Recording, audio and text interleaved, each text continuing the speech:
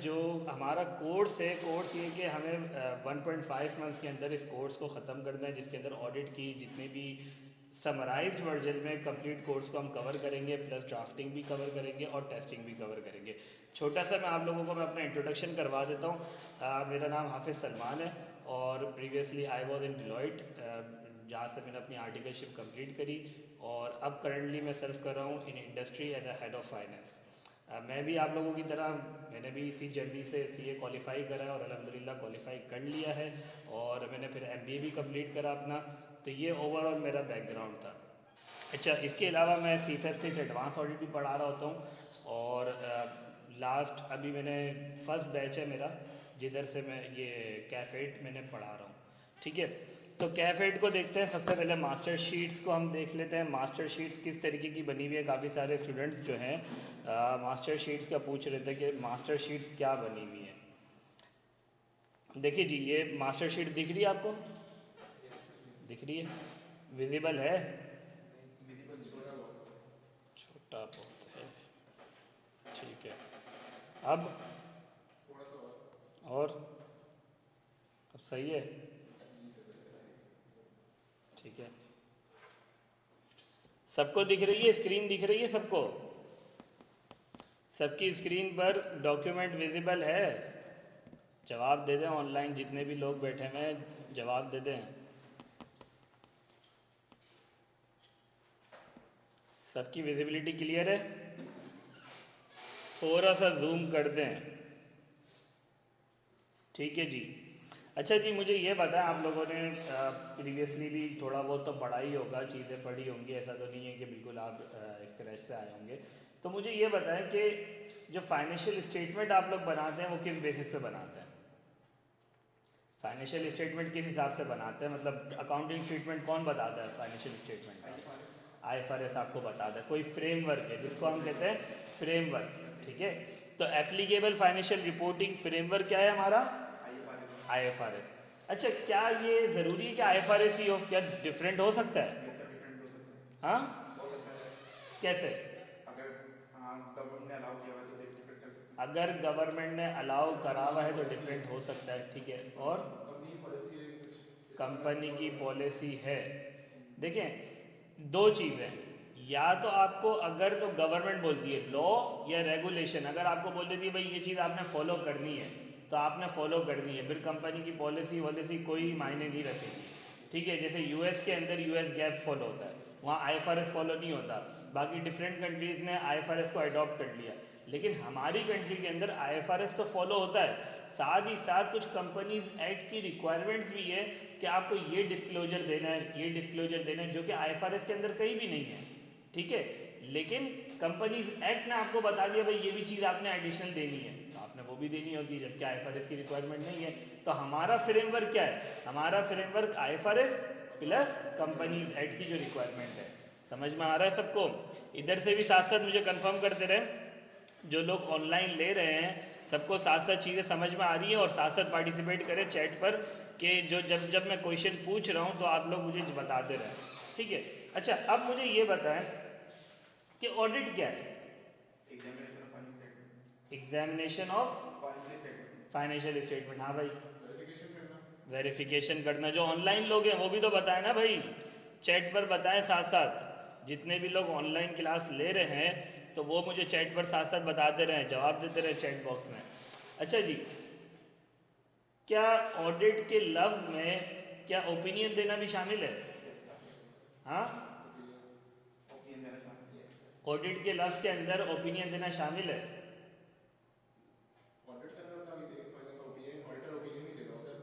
हाँ, वही मैं पूछ रहा हूँ ना। हाँ भाई, जो ऑनलाइन लोग ले रहे हैं वो मुझे ये बताएं कि ऑडिट के इटसेल्फ वर्ड के अंदर ओपिनियन देना शामिल है? हाँ, नहीं है। ऑडिट एंड एश्योरेंस, पूरा सब्जेक्ट का नाम क्या है? Audit and assurance. ऑडिट एक एक्टिविटी है, आपने बताया ना एग्जामिनेशन ऑफ फाइनेंशियल स्टेटमेंट, आप एग्जामिनेशन कर रहे हो, अब उससे जो एविडेंस मिलेगा तो उस पर आप अश्योरेंस दोगे, उस एविडेंस की बेसिस पे आप अश्योरेंस दोगे, हाँ भाई financial statement gives a true and fair view. तो अश्योरेंस कब बनेगा? जब ऑडिट करोगे, ऑडिट से जो एविडेंस मिलेगा तो फिर अश्योरेंस दोगे। तो ऑडिट एंड एंड एश्योरेंस, जब भी पूरा सब्जेक्ट का नाम क्या है, ऑडिट एंड एश्योरेंस, ठीक है। तो ऑडिट इटसेल्फ क्या है, सिर्फ कि भाई एक अकाउंट्स की एक्टिविटी है, ठीक है। और एश्योरेंस आपको कॉन्फिडेंस देता है। अब कितना ज़्यादा, जितना ज़्यादा आप ऑडिट का जितना ज़्यादा काम करोगे उतना ज़्यादा आपका कॉन्फिडेंस का लेवल क्या होगा, ज़्यादा होगा, ठीक है। और दो तरह के आपके लेवल ऑफ एश्योरेंस होते हैं, कौन कौन से? हाँ, लिमिटेड एश्योरेंस और रीजनेबल एश्योरेंस। क्यों रीजनेबल एश्योरेंस देते हैं भाई, ऑनलाइन वाले भी बताए ना क्यों रीजनेबल एश्योरेंस देते हैं। क्या इनहेरेंट लिमिटेशन ऑडिट होती है जिसकी वजह से हम एब्सोल्यूट लेवल ऑफ एश्योरेंस नहीं दे सकते, रीजनेबल लेवल ऑफ एश्योरेंस देते हैं। तो क्या इनहेरेंट लिमिटेशंस हैं, कोई बताएगा? ठीक है, और ठीक है, और बताओ ना भाई, तुम भी तो बताओ ना यार। टाइम कम होता है, बहुत अच्छी बात है, टाइम कम होता है। कॉस्ट आपकी एक लिमिटेड होती है, ठीक है ना, ज़्यादा टाइम लगा नहीं सकते, टाइम भी आपके पास कम है। तो उस टाइम और कॉस्ट के में रहते हुए आप क्या करते हो, सैंपल बेसिस पे ऑडिट करते हो, कंप्लीट ऑडिट नहीं करते, सैंपल बेसिस पे आप अपना ऑडिट कर रहे हो। तो ये बात समझ में आ रही है? तो अगर कंप्लीट, क्योंकि सैंपल बेसिस पे कर रहा हूँ, हो सकता है कोई ऐसा सैंपल मैं ना टेस्ट करूँ, कोई ऐसी ट्रांजेक्शन टेस्ट ना करूँ जिसमें कोई फ्रॉड हो, कोई मसले हो, कोई अकाउंटिंग ट्रीटमेंट सही नहीं हो। तो इसी वजह से कुछ इनहेरेंट लिमिटेशंस हैं। और एक तो फ्रॉड को पकड़ना आसान नहीं है। अगर देखो फ्रॉड अगर टॉप लेवल की मैनेजमेंट कर रही है और वो उस तरीके से फाइनेंशियल स्टेटमेंट बनाएगी, उस तरीके से सारे डॉक्यूमेंट रेडी रखेगी, तो आपको तो कुछ पता ही नहीं चलेगा। आप तो इनवॉइस लोगे, बोलोगे हाँ यार सही होगी, क्या पता वो इनवॉइस फेक हो, ठीक है। तो फ्रॉड को डिटेक्ट करना आसान नहीं है। तो इसीलिए इनहेरेंट लिमिटेशंस की वजह से आप रीजनेबल लेवल ऑफ एश्योरेंस दे रहे होते हो। एब्सोल्यूट लेवल क्या होती है, 100%, जिसको आप कॉन्फिडेंटली बोलो कि भाई बिल्कुल सही है, ठीक है। एब्सोल्यूट लेवल ऑफ एश्योरेंस तो कोई भी नहीं देता किसी चीज़ में भी। खाना भी आप पकाओगे तो उसमें भी आप क्या बोलते हो, हाँ यार ठीक है कोशिश करूंगा अच्छा बन जाएगा, ठीक है ना। एक रीजनेबल लेवल ऑफ एश्योरेंस उसमें भी आप दे सकते हो। ये बात सबको समझ में आ रही है? ऑनलाइन भी साथ साथ कंफर्म करते ना और साथ साथ पार्टिसिपेट करें जो जो क्वेश्चन मैं पूछ रहा हूँ।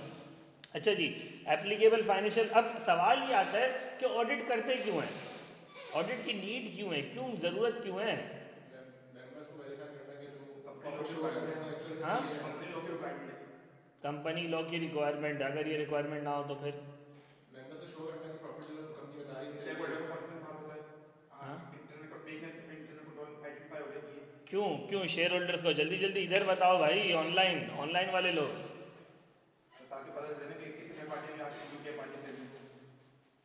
सही मुद्दे पे नहीं पहुंच पा रहे। हाँ भाई, जल्दी जल्दी ना सही मुद्दे पे पहुंचो, मुद्दा मिस कर रहे हो।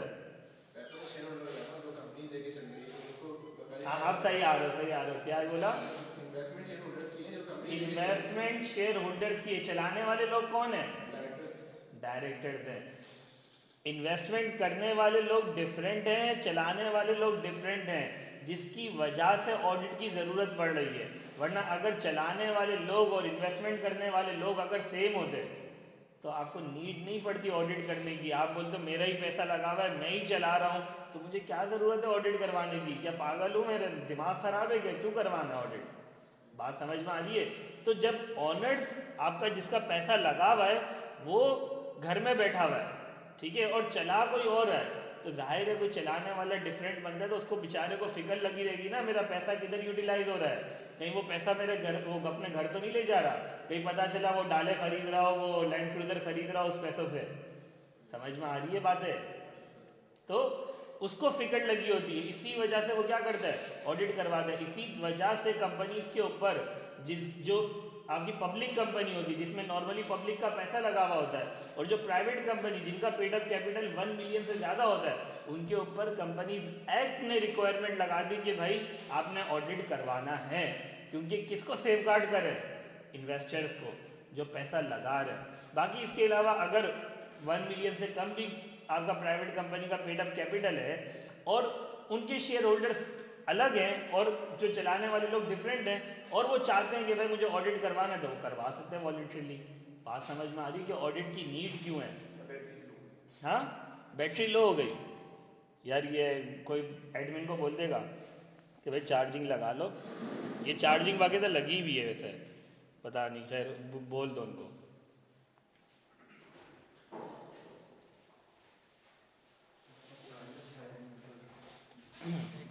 ये कनेक्टेड तो है लेकिन इसको देख लो,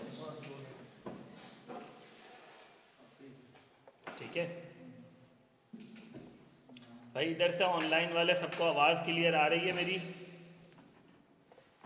और ये वाला कॉन्सेप्ट समझ में आ गया कि ऑडिट की ज़रूरत क्यों है हमें? क्लियर है? अच्छा, अब मुझे ये बताएं कि ऑडिट क्या कोई भी कर सकता है? फीचर्स क्या होंगे ऑडिट के? हाँ, सीए करा हुआ उसने, और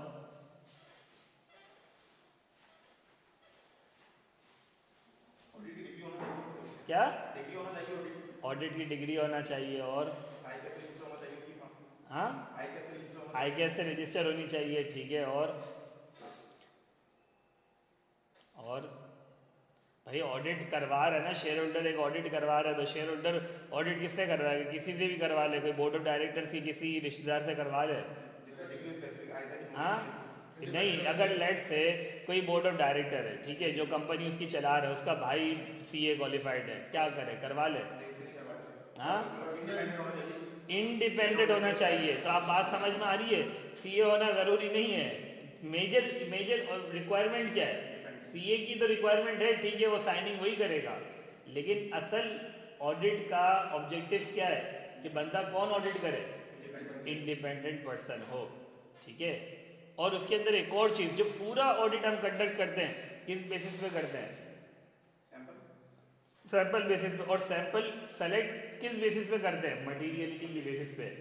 चिल्लड़ अमाउंट पे हम काम नहीं करेंगे, हमारा फोकस होगा मेजर अमाउंट पे, जिससे यूजर का डिसीजन अफेक्ट हो। अगर 1-10 रुपए हमारे इधर उधर गिर जाता है, हम बोलते हैं खैर हो गई, ठीक है ना, लेकिन कोई बड़ी अमाउंट अगर हमारी गिर जाती तो हम टेंशन में आ जाते हैं कि यार बड़ी अमाउंट हमारी गिर गई। तो ऑडिट में भी शेयर होल्डर्स को जो हम रिपोर्ट दे रहे हैं, उसमें जो ओपिनियन जो हमारा इफेक्ट करता है, वो हमारा मटीरियलिटी के बेसिस पे करेगा। 10-20 रुपए पे हम ये नहीं बोलेंगे कि भाई इधर कंपनी के अंदर मिस स्टेटमेंट है, ठीक है। तो पूरा ऑडिट हमारा किस पे बेस कर रहा है? मटीरियलिटी पे बेस कर रहा है। सबको समझ में आ रहा है इधर ऑनलाइन भी? अच्छा जी, स्टैच्यूटरी रिक्वायरमेंट हमने पढ़ ली। अब मुझे ये बताएं कि ठीक है, ऑडिट तो हमें समझ में आ गया कि भाई ऑडिट में ये चीज़ें करनी है, इस वजह से करनी है। अब इसके अंदर मैनेजमेंट की क्या रिस्पॉन्सिबिलिटी बनती है? फाइनेंशियल स्टेटमेंट बना के उसकी जिम्मेदारी के वो बना के रखे, ठीक है। दूसरी उसकी क्या जिम्मेदारी? इंटरनल कंट्रोल्स इंप्लीमेंट कर सके कि जो फ्रॉड को भी डिटेक्ट कर सके, जो मटेरियल मिस स्टेटमेंट को डिटेक्ट कर सके, उससे बचा सके कोई मटेरियल मिस स्टेटमेंट आपके फाइनेंशियल स्टेटमेंट में ना आए, ठीक है। इंटरनल कंट्रोल्स की प्लेस करने की जिम्मेदारी किसकी? मैनेजमेंट की। एफएस बनाने की जिम्मेदारी किसकी? मैनेजमेंट की। और आखिरी चीज, ऑडिट करवाएंगे तो ऑडिट की जिम्मेदारी किसकी? ऑडिट की इंफॉर्मेशन, तमाम इंफॉर्मेशन, जाहिर है एफएस तो आपको बना के दे दी है, अब जीएल देना, कोई चीज़ बताना, कोई इंक्वायरी करना, तो सारी इंफॉर्मेशन का एक्सेस की देने की जिम्मेदारी किसकी होगी? मैनेजमेंट की। तो तीन चीज़ अपने दिमाग में ये चीज़ बिठा लो। अगर आ जाता है सवाल कि भाई मैनेजमेंट की क्या रिस्पॉन्सिबिलिटीज़ है विद रिलेशन टू ऑडिट, तो भाई एफएस बनाने की जिम्मेदारी किसकी? मैनेजमेंट की। इंटरनल कंट्रोल्स प्लेस करने की जिम्मेदारी किसकी? मैनेजमेंट की। और सारी इंफॉर्मेशन प्रोवाइड करने की जिम्मेदारी किसकी होगी? मैनेजमेंट की। यहाँ तक सबको क्लियर है? गोइंग कंसेंट की भी जिम्मेदारी, देखो जब एफएस वो बना रहा है ना, तो एफएस बनाते वक्त उसके ऊपर सारे जो जितने भी अकाउंटिंग फ्रेमवर्क के जितने भी स्टैंडर्ड्स हैं, वो सारे के सारे एप्लीकेबल हो जाएंगे। तो उसमें गोइंग कंसेंट को असेस करना, वो पहले ही आपको IS1 आपको बताता है कि भाई आपने गोइंग कंसेंट की असेसमेंट करी है, तो इस लाइन के अंदर कवर हो जाता है। हाँ, लेकिन अगर अलग से लिखना चाहते हो, आपको लग रहा है कि भाई ज़्यादा मार्क्स का क्वेश्चन आ गया, अब उसको पूरा भी करना है, तो उसमें आप गोइंग कंसेंट का अलग से एडिशनल लिख लो, लेकिन वो प्रिपरेशन ऑफ एफएस के अंदर ऑलरेडी कवर हो जाता है। क्लियर है? अच्छा जी, अब आते हैं हम एश्योरेंस वाली साइड के ऊपर। एश्योरेंस वाली साइड में हमने पढ़ी थी 2 लेवल ऑफ एश्योरेंस होती है। कॉन्फिडेंस तो हम समझ गए कि भाई ऑडिट हमने करा, ऑडिट इज एन एक्टिविटी, कि भाई हम क्या करें? एग्जामिनेशन ऑफ अकाउंट्स करें, ठीक है। अब इसके ऊपर कॉन्फिडेंस देना, जाहिर है उससे जो एविडेंस मिलेगा उसके बाद मैं क्या करूंगा? मुझे कॉन्फिडेंस आ जाएगा, हाँ यार ये चीज़ ठीक है, ठीक है, तो फिर मैं क्या करूंगा? फिर मैं ओपिनियन दूंगा ना। यहाँ तक सबको क्लियर है? तो दो तरीके के एश्योरेंस हैं, रीजनेबल एश्योरेंस और limited assurance. Absolute level of assurance भी होती है लेकिन वो हम देते नहीं है, क्योंकि क्या है, इनहेरेंट लिमिटेशंस है। रीजनेबल लेवल ऑफ एश्योरेंस और लिमिटेड एश्योरेंस में क्या फर्क है? लिमिटेड रिव्यू में जाते हैं, रीजनेबल ऑडिट में देते हैं। भाई चैट वाले भी बताओ ना, जो ऑनलाइन ले रहे हैं, जल्दी जल्दी बताओ, रिप्लाई करो।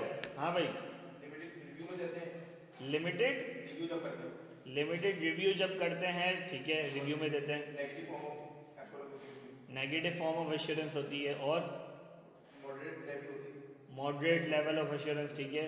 और आईएसआरई का अकॉर्डिंग देते हैं। हाँ रिव्यू आईएसआरई का अकॉर्डिंग करते हैं, आईएसआरई ठीक है, according ठीक है, ठीक है, इजरी के अकॉर्डिंग करते हैं, ठीक है, ISRE। ठीक है भाई, इधर से चैट में कोई रिप्लाई नहीं आ रहा बच्चों का, जल्दी जल्दी रिप्लाई करें। ठीक है, तो रीजनेबल लेवल ऑफ एश्योरेंस और लिमिटेड एश्योरेंस में क्या फ़र्क है? पहली चीज़, reasonable level of assurance positive form में देते हैं। पॉजिटिव फॉर्म की एग्जांपल और नेगेटिव फॉर्म की एग्जांपल बताओ। पॉजिटिव का मतलब है कि भाई हम इस चीज पर श्योर करते हैं कि ये final statement true and fair view दे रहे हैं। ट्रू एंड फेयर व्यू तुम बताओ ना भाई, वही सारी चीज़ें बताएगा क्या? लिमिटेड एश्योरेंस में सर ये हो हाँ, जाता है कि हमारे ख्याल से कि ये इसमें ये चीज़ें नहीं बताता है, या फिर नेगेटिव इसमें कोई फ्रॉड नहीं है, इसमें ये नहीं है, और ये जो नेगेटिव नेगेटिव है, नेगेटिव में क्या बोल रहे हो दोबारा? जैसे कि उर्दू में बता दो ना, उर्दू में बता दो, नहीं इंग्लिश में नहीं बताओ, उर्दू में बता दो। क्या किस किस किस स्टाइल में वो बोलता है, ओपिनियन किस स्टाइल में देता है? फॉर एग्जांपल हमने कोई रिव्यू हमने ऑडिट करा तो हमने बता दिया हमारे ख्याल से इसमें कोई इश्यूज नहीं है, या इसमें कोई फाइनेंशियल स्टेटमेंट गलत नहीं है, जिसमें हमें ऐसा लगे कि कोई सर इशू। ये मतलब टाइम की कमी होती है लिमिटेड एश्योरेंस में, तो बस बता देते हैं कि जितना हमने देखा उस टाइम तक कोई गलती तो नहीं थी। ठीक है भाई, मुझे आपके बारे में एक ओपिनियन देना हो, ठीक है। लेट से आप है ना मेरे बचपन के यार हो, मैं आपके साथ पला बड़ा हूँ, आपके साथ घुमा फिरा हूँ, तो अगर मेरे से कोई पूछता है यार ये बंदा कैसा है, मैं उसको कॉन्फिडेंटली बोलूँगा यार ये बंदा है ना बड़ा शरीफ बंदा है, बड़ा अच्छा बंदा है, ठीक है। अच्छा, एक एक दूसरा बंदा, इन भाई के साथ मेरी कोई इंटरेक्शन नहीं हुआ, आज ही क्लास में हुई या थोड़ा बहुत क्लास से रिलेटेड मैं जानता हूँ, ठीक है। कोई किसी ने मुझे कैसा बंदा है, मैंने बोला यार अभी तक जो मैंने इसको क्लास में देखा है ना, मुझे इसमें कोई बुराई नहीं दिखी, हो सकता है हो बुराई, मुझे अभी तक कोई नहीं दिखी। स्टाइल समझ रहे हो? एक में मैंने कॉन्फिडेंटली क्या बोला, बिल्कुल सही है, बिल्कुल सही है, और एक में बोला जो अभी तक मैंने देखा है ना, बिल्कुल सही है, उसमें मुझे कुछ मिला नहीं है कि मैं बोल सकूं कि ये बंदा खराब है। स्टाइल समझ में आया कि यार मुझे अभी तक कोई ऐसी चीज मिली नहीं जिस पे मैं बोल सकूं कि ये बंदा खराब है। मैंने इसको नहीं देखा भाई सिगरेट पीते हुए अभी तक, ठीक है। और इस बंदे का तो मैं कॉन्फिडेंटली बोल रहा हूँ कि भाई ये बंदा बिल्कुल सही, क्योंकि मुझे पता है, क्योंकि इसके साथ मैंने वक्त ज़्यादा गुजारा है, मेरे पास एविडेंस ज़्यादा है। उसके साथ वक्त कम गुजारा तो मेरे पास एविडेंस नहीं है, मैंने बस क्लास में इसको देखा है। तो मैं उस पर क्या कह रहा हूँ कि भाई मैंने तो अभी तक कुछ ऐसा देखा नहीं जिसकी बेसिस पे मैं कह सकूँ कि ये बंदा सही नहीं है, ठीक है। तो अंग्रेजी इसकी पढ़ लो एक दफ़ा जल्दी से, दिख रही है आपको एग्जाम्पल रीजनेबल की। In our opinion the accounts are true and fair view, ये क्या है, पॉजिटिव फॉर्म है। और उसके अंदर पढ़ो नेगेटिव फॉर्म के अंदर, based on our review nothing has come to our attention, मेरी नज़र में अभी कोई ऐसी चीज़ आई नहीं है, ठीक है, that causes us to believe that the company financial statement do not give a true and fair view, ठीक है ना।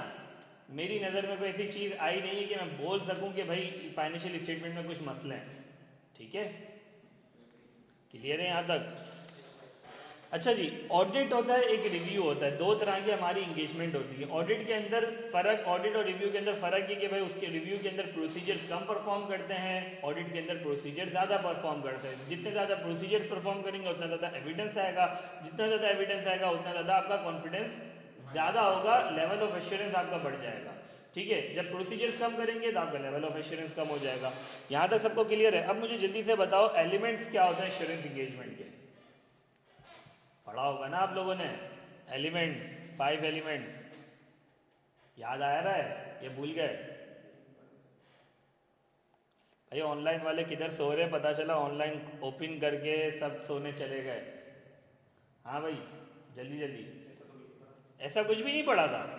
एलिमेंट्स ऑफ एश्योरेंस इंगेजमेंट पढ़ा है, याद नहीं है भाई। एलिमेंट्स ऑफ एश्योरेंस इंगेजमेंट के अंदर क्या चीज़ें इन्वॉल्व होती हैं, ठीक है। पहली चीज़ थ्री पार्टी का रिलेशनशिप होता है। शेयर होल्डर्स होते हैं, ठीक है, आपके ऑडिटर्स होते हैं, और कौन होते हैं तीसरा? मैनेजमेंट होती है। मैनेजमेंट की जिम्मेदारी क्या होती है? फाइनेंशियल स्टेटमेंट बना के देना, क्योंकि वो ऑपरेशन रन कर रही है, वो बना के देगी। किसको देगी? ऑडिटर्स को। ऑडिटर्स क्या करेंगे? ऑडिट करेंगे, ठीक है। ऑडिट के बाद ऑडिट रिपोर्ट बनाएंगे। ऑडिट रिपोर्ट किसको देंगे? शेयर होल्डर्स को। साइकिल समझ लो, मैनेजमेंट ने एफएस बनाए, एफएस ऑडिटर्स को दिए, ऑडिटर ने चेक करे, चेक करने के बाद उस पर एविडेंस लेके ओपिनियन ड्राफ्ट करा, रिपोर्ट बनाई, रिपोर्ट बना के किसको दी? शेयर होल्डर्स को। तो थ्री पार्टी रिलेशनशिप, सबको समझ में आ गया? दूसरी चीज सब्जेक्ट मैटर। सब्जेक्ट मैटर क्या होता है? फाइनेंशियल स्टेटमेंट जिसको ऑडिट करते हो, सब्जेक्ट मैटर क्या है? जिसको ऑडिट करो, फाइनेंशियल स्टेटमेंट, ठीक है। सूटेबल क्राइटेरिया, सूटेबल क्राइटेरिया क्या है? जिस चेक किसके अगेंस्ट कर रहे हो? फाइनेंशियल स्टेटमेंट को किसी रूल्स के अगेंस्ट चेक करोगे ना, IFRS वगैरह ये वाली चीज़ों के। तो हर जो भी चीज़ आप ऑडिट करते हो ना, तो उसको कोई ना कोई क्राइटेरिया के अगेंस्ट आप चेक करते हो। एप्लीकेबल फाइनेंशियल रिपोर्टिंग फ्रेमवर्क के अगेंस्ट आप चेक करोगे, ठीक है। अगर मैं यूएस में बैठा हुआ हूँ, वहाँ ऑडिट कर रहा हूँ, तो वहाँ मैं किसके अगेंस्ट चेक करूँगा? यूएस गैप के अगेंस्ट। बात समझ में आ रही? तो सही गलत कहाँ से डिसाइड होगा?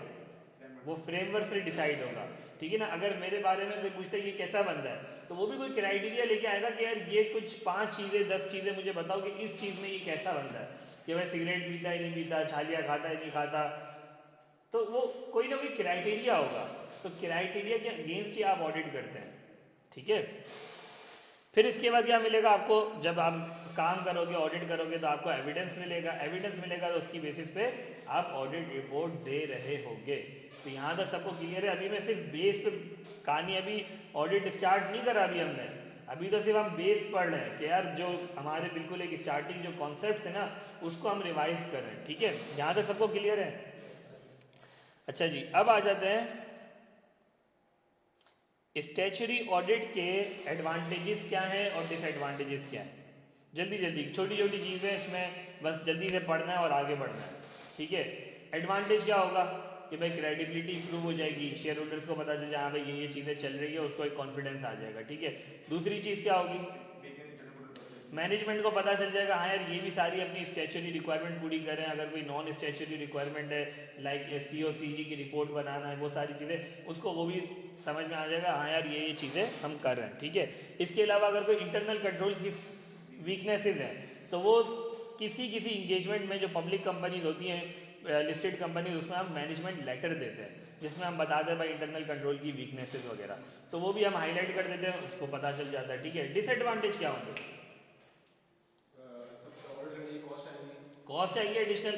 भाई जो धंधा चला रहा है, जो बिजनेस चला रहा है, उसके लिए बर्डन कॉस्ट होती है। मतलब एक समझो कि भाई एक बोर्ड है, ठीक है, वो चला रही है कंपनी। अब उसका मेन ऑब्जेक्टिव क्या होता है बिजनेस का? मेन ऑब्जेक्टिव क्या है? पैसा कमाना, ठीक है ना। अब फजूल में उसका ऑडिट कराना कोई ऑब्जेक्टिव थोड़ी है। वो बोलता है यार एडिशनल कॉस्ट लग गई हमारे ऊपर, 1 मिलियन 2 मिलियन की कॉस्ट आ रही है, फजूल में उसके लिए बेकार चीज़ है, मतलब, ठीक है ना। वो बोर्ड जो है, बोर्ड के लिए तो बेकार है, लेकिन जाहिर है शेयर होल्डर्स का पैसा लगा हुआ है तो वो करवाते हैं, ठीक है।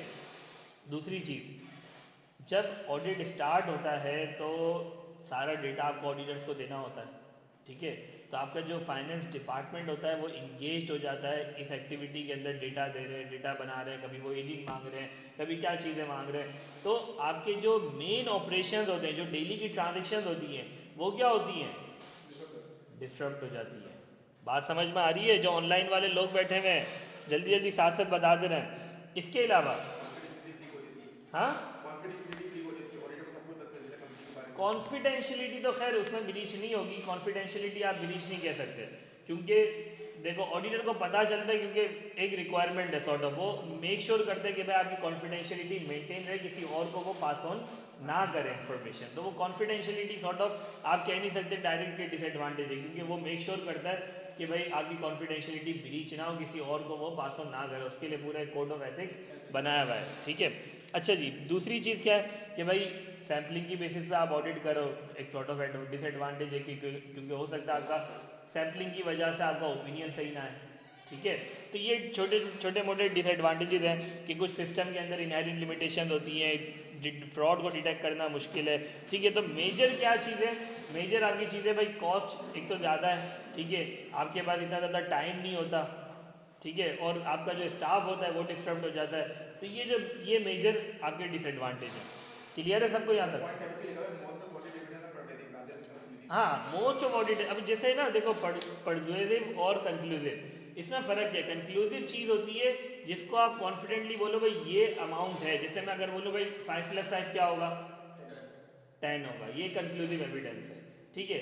लेकिन अगर मैं बोलूँ कि यार ये लेट्स से ये नीचे की जगह है, ठीक है, यार इसकी फेयर वैल्यू कितनी होनी चाहिए, कितनी होगी, ऐसे ही एक रफ बोलो 2.5 करोड़, आप बताओ 2 करोड़, क्या एविडेंस है ये, परसुएसिव।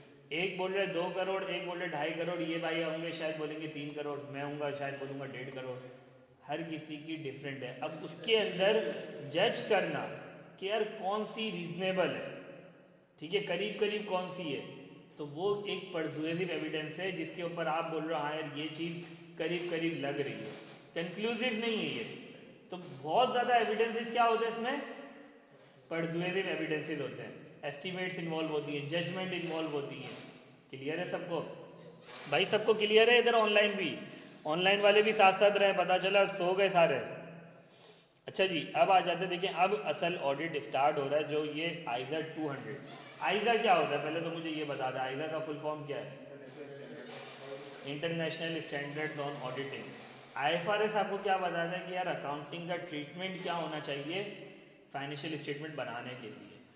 आइजा आपको क्या बता रहा है, ऑडिट कैसे करना है, ठीक है। तो पहला ही आपका आइजा 200 है जो आपको बताता है पूरा जो ऑडिट का जो एक क्रक्स होता है ना, वो आइजा 200 आपको बताता है कि भाई ऑडिटर का मकसद क्या है। अब बात समझ में आ रही है, ऑडिटर का मकसद क्या है, जल्दी से बताओ। रीजनेबल अश्योरेंस ऑब्टेन करना, और फाइनेंशियल रिपोर्ट देना, ऑडिट रिपोर्ट देना, ठीक है, और सफिशिएंट अप्रोप्रिएट ऑडिट एविडेंस। देखो इसको याद इस तरीके से रखो, आप सबसे पहले क्या करोगे, प्रोसीजर्स परफॉर्म करोगे, प्रोसीजर्स के बाद आप एविडेंस लोगे, एविडेंस लोगे तो आप क्या करोगे, आपको ओपिनियन आपका आएगा, ठीक है, आप ओपिनियन एक्सप्रेस कर सकोगे। ओपिनियन एक्सप्रेस किस में होगा, रिपोर्ट के अंदर होगा, और रिपोर्ट किसको दोगे, शेयर होल्डर्स को दोगे। तो यही बात लिखी हुई है कि भाई आपने क्या लेना है, रीजनेबल एश्योरेंस लेना है, ठीक है, that financial statement are free from material misstatement. ये बात हमेशा याद रखना, मटीरियल, ठीक है, क्योंकि पूरा ऑडिट किस बेस पर है हमारा, मटीरियलिटी पे। तो मिस स्टेटमेंट भी हम क्या देखते हैं कि मटीरियल होगी तो ओपिनियन पर इफेक्ट आएगा। तो बस ये कॉन्फिडेंस लेना है हमें, रीजनेबल एश्योरेंस लेनी है, ठीक है। रीजनेबल एश्योरेंस के बाद हमारा ओपिनियन आएगा, ओपिनियन के बाद हम क्या करेंगे, रिपोर्ट दे देंगे, ठीक है। और इसके अलावा अगर कोई फाइंडिंग्स हमें मिलती है, फाइंडिंग्स मतलब कि हमें लेट से कोई इंटरनल कंट्रोल की वीकनेस मिलती है, तो वो हम कम्युनिकेट करते हैं, उससे रेलिवेंट आइजा 260 वो हम बाद में देख लेंगे, ठीक है। अच्छा जी, अब आइजा 200 रिक्वायरमेंट्स कुछ बताता है। आइजा 200 बताता है कि भाई आपने जितने भी आइजा के स्टैंडर्ड्स हैं वो आपने कंप्लाई करना है। मतलब अगर लेट्स से एस्टिमेट्स वाला है तो एस्टिमेट्स वाला आइजा आपने कंप्लाई करना है, रिस्क वाला आइजा आपने कंप्लाई करना है, मटीरियलिटी वाला आइजा कंप्लाई करना है। तो ये मेन आइजा जो कि बता रहा है आपने सारे आइजाज को कंप्लाइंस करनी है, सारे आइजाज को आपने फॉलो करना है, ठीक है। दूसरी चीज़ वो आपको बोल रहा है कि भाई आपने एथिकल की जो रिक्वायरमेंट्स होंगी, जो भी एथिक्स की रिक्वायरमेंट्स है वो आपने फुलफिल करनी है। वो हम आगे डिस्कस करेंगे कि भाई एथिक्स की क्या रिक्वायरमेंट है, आपको इंटेग्रिटी मेंटेन रखनी है, कॉन्फिडेंशियलिटी मेंटेन रखनी है, वो सारी चीज़ें। लेकिन बताया किसने, आइजा ने। तो हम कहाँ से चल रहे हैं, आइजा से, कि जो ऑडिट करना बता रहा है कि कैसे होगा, तो उसने पहले ही बता दिया कि भाई एथिक्स वाली रिक्वायरमेंट जाके देख लेना। एथिक्स डायरेक्टली एप्लीकेबल नहीं हो रहा, आइजा एप्लीकेबल करवा रहा है, ये बात क्लियर है, ठीक है। अच्छा जी, फिर तीसरी चीज़ प्रोफेशनल स्केप्टिसिज्म। क्या होता है प्रोफेशनल स्केप्टिसिज्म, जल्दी जल्दी बताओ, जो ऑनलाइन स्टूडेंट्स हैं वो भी बताएं। हर चीज में शक करना, हर चीज़ में शक करना, और क्वेश्चनिंग माइंड होना, कोई भी चीज़ हमेशा अलर्ट रहना कि उसमें कोई ऐसा गलत तो नहीं है, कहीं कोई गलत तो नहीं है, ठीक है। एक एविडेंस मिले तो बार बार चेक करना क्या ये एविडेंस सही में है। बार बार चेक करना तो नहीं, ऐसा भी नहीं है कि 2-3 दफ़ा। देखो बस आपने अपने माइंड को अलर्ट रखना है कि हो सकता है कि कोई मसला हो। अगर आपको कहीं भी थोड़ी सी भी चीज़ ऐसी मिलती है जिसके लेट से आपको एक फेयर वैल्यू रिपोर्ट मिली जिसके अंदर 100 रुपये आ रहे हैं, दूसरी भी एक फेयर वैल्यू रिपोर्ट उसी बंदे की, उसी एक्सपर्ट की आपको मिल रही है जो कि 150 रुपये आ रहा है, ठीक है, अब आपको शक होगा कि यार अब कुछ मसला है। एक ही एक्सपर्ट की 2 रिपोर्ट कैसे हो सकती हैं 100 रुपये की, ठीक है, एक वन ऑफ द एग्जाम्पल। दूसरी एग्जाम्पल सुने, एक इनवॉइस आपको एक पार्टी की मिलती है, ABC पार्टी है, उसकी इनवॉइस आपको मिलती है, उसके अंदर जो भी डिटेल्स वगैरह लिखी है सारी चीज़ें, ठीक है। दूसरी एक और इनवॉइस मिलती है, उसका जो फॉन्ट है, जो फॉन्ट फैमिली है वो डिफरेंट है, साइन नीचे डिफरेंट है, स्टैंपिंग भी थोड़ी सी डिफरेंट दिख रही है। अब ये चीज़ आपको, आप अलर्ट होगे तो आप इन चीज़ों पे गौर करोगे, अलर्ट नहीं होगे आप बोलोगे हाँ यार ठीक है सही सही तो होगा ना, बात समझ में आ रही। तो अलर्ट रहना इन चीज़ों के लिए, हो सकता है कुछ मसला हो। तो अब आपका शक होगा कि यार इधर कुछ मसला है, ऐसे नहीं करने के बाद अभी इनवॉइस देखी चल यार दोबारा इनवॉइस देख लो, ये प्रोफेशनल स्केप्टिसिज्म नहीं है भाई, ठीक है। नहीं उनको किसी और चीज़ से वेरीफाई करना है। हाँ किसी और चीज़ से आप वेरीफाई कर लो, ठीक है, हाँ इस तरीके से आप कर लो, बात समझ में आ रही है। तो अगर आपको कोई ऐसी चीज़ मिलती है, कोई ऐसी चीज़ें, कोई ऐसा इवेंट आपको मिल रहा है, कोई ऐसी कंडीशन आपको मिल रही है जिससे आपको लग रहा है कुछ इधर मसला हो सकता है, तो वहाँ आपने फ़ौरन अलर्ट हो जाना है, ठीक है। यहाँ तक सबको क्लियर है। प्रोफेशनल जजमेंट क्या है? अच्छा जी, उबैदुर रहमान कह रहे हैं will sheet be provided at the end of session, बिल्कुल प्रोवाइड कर दी जाएंगी, ठीक है भाई। हाँ भाई जल्दी जल्दी, प्रोफेशनल जजमेंट कोई रूल नहीं बताया हो तो प्रोफेशनल जजमेंट यूज करें क्या? जहाँ पे जैसे कोई रूल नहीं बताया हो तो वहाँ जहाँ पे जैसे कोई रूल नहीं बताया वहाँ प्रोफेशनल जजमेंट यूज़ करें। हाँ भाई पीछे वाला तो यही तकरीबन कि ऑडिट जब करते हो किसी चीज़ में आपको अपना एक जिसमें आपको कोई फ्रेमवर्क नहीं है या कोई आपको एग्जैक्ट ओपिनियन एक्सप्रेस नहीं किया हुआ, उसमें आपको अपनी जजमेंट देना। बताओ भाई, ऑनलाइन वाले भी बताओ भाई प्रोफेशनल जजमेंट क्या होती है, जल्दी जल्दी चैट पर जल्दी से रिप्लाई करना है। सही तरीके से किसी को जज करना कि एक बेंचमार्क है, उसी बेंचमार्क की कोडिंग करके उसी तरह से जजमेंट करना। देखें पूरा जो ऑडिट है ना, पूरा ऑडिट बड़ा ही सब्जेक्टिव है, ठीक है। इधर कोई ये नहीं है कि यार ये चीज़ बस यूँ करनी है, ऐसे करनी है, ऐसे करनी है, ऐसे करनी है। पूरा ऑडिट में कहीं भी देखोगे वो आपको एंड में लाके छोड़ देता है, बोलते हैं प्रोफेशनल जजमेंट। कितना आइजाज है उसमें एंड में लाके मटीरियलिटी में 5 to 10% बता दिया उसने, ये तो नहीं बताया PPT का 5% ही होगा, समझ में आ रहा है। तो क्या है प्रोफेशनल जजमेंट, मटीरियलिटी कैलकुलेट करते वक्त, फिर PM कैलकुलेट करनी है, तो उसने बोला भाई देख लो ये फैक्टर्स हैं, अब खुद ही देख लेना, 80% लेना है, 70% लेना है, खुद ही देख लो, जजमेंट। रिस्क कौन सा एरिया आपने टेस्ट करना है, प्रोसीजर कितने एरिया पे करने हैं, क्या करना है, रिस्क किधर होगा, उसने बता दिया भाई ये डायरेक्शन होगी, ये चीज़ों को देख लेना, बाकी खुद ही देख लेना, जजमेंट के रिस्क कौन से एरियाज को टेस्ट करना है, सैंपल कितने सेलेक्ट करने हैं, उसने सिर्फ सैंपल का बता दिया भाई ये क्राइटेरिया है, बाकी खुद ही देख लेना कितने सैंपल सेलेक्ट करने हैं, क्या करना है, रिस्क की बेसिस पे खुद ही देख लेना। कम रिस्क होगा तो कम सैंपल, ज़्यादा रिस्क होगा ज़्यादा सैंपल, ये इतना बताया उसने, ये नहीं बताया कि इतना रिस्क होगा तो 10 सैंपल, इतना रिस्क होगा तो 15 सैंपल, ये नहीं बताया। तो बात समझ में आ रही है, पूरा ऑडिट किस पे बेस कर रहा है, प्रोफेशनल जजमेंट। इधर सबसे बड़ा जो ऑडिट का पेपर, ऑडिट का पेपर ओवरऑल कोई मुश्किल नहीं है, लेकिन सबसे बड़ा जो फेलियर होने का रीज़न है ना, पूरा पेपर जजमेंटल है, ठीक है। जब सवाल आता है तो बच्चा कंफ्यूज हो जाता है कि यार इसके अंदर लिखना क्या है, कोई बच्चा 10% से कर रहा है, कोई 5% से कर रहा है, कंफ्यूज दोनों है, क्लियर डायरेक्शन नहीं है लोगों के दिमाग में, ये सबसे बड़ा फेलियर का। और सिर्फ ये कैफेट का मसला नहीं है, ये एडवांस ऑडिट लेवल का भी मसला है, ठीक है। जो बच्चे काम कर रहे हैं प्रैक्टिकली उनका भी मसला है, ठीक है, सिर्फ कैफेट लेवल पे मसला नहीं है अगर फेलियर का मसला जो है, ठीक है। तो पूरा जो ऑडिट है आपका वो जजमेंटल बेस है, ठीक है। तो जजमेंट कहाँ से बनती है, एक्सपीरियंस से आएगी, ट्रेनिंग से आएगी, इस तरीके से आपके पास जजमेंट आती है, ऐसे नहीं आ जाएगी डायरेक्टली। जब भी उसने हायरार्की रखी हुई है ऑडिट फर्म्स के अंदर कि भाई पहले एक जूनियर होता है, फिर वो सेमाई बनता है, फिर सीनियर बनता है, और उसके हिसाब से उसको काम एलोकेट करे जाते हैं। जूनियर को छोटे मोटे काम देते हैं, वाउचर टेस्टिंग वगैरह, फिर वो थोड़ा देखता है सेमाई सीनियर्स किस तरीके से करें, फिर उसको डिफरेंट बड़े बड़े हेड्स दिए जाते हैं, फिर सीनियर होता है वो लीड करता है, ठीक है, फिर एक सुपरवाइजर लेवल पे आप जाते हो, फिर ऑडिट एग्जीक्यूटिव होता है, फिर असिस्टेंट मैनेजर, तो एक लॉन्ग हायरार्की है, ठीक है। तो पार्टनर लेवल तक बनते बनते आपके पास एक इतना एक्सपीरियंस आ जाता है कि आपको पता होता है कि हाँ यार किस जजमेंट में क्या चीज़ें करनी है। बात समझ में आ रही है? तो एक लॉन्ग हायरार्की जो कि आपको over the period of time आपको जजमेंट आती है, डायरेक्टली आपको नहीं आ जाएगी। देखिए जब आप कुकिंग सीख रहे हैं कितनी चीज़ें सीखते हैं, या बैट बॉल खेलना सीख रहे हैं, तो उसके अंदर भी कितनी चीज़ें जजमेंटल होती हैं कि भाई कब मुझे आगे निकलना है। अब बॉल तो एकदम से आती है ना, कब आगे निकलना है, कब क्रीज से बाहर निकलना है, कब हट के खेलना है, तो ये वक्त के साथ चीज़ें आती हैं। क्लियर है? तो जजमेंट आपकी हर जगह रिक्वायर्ड है।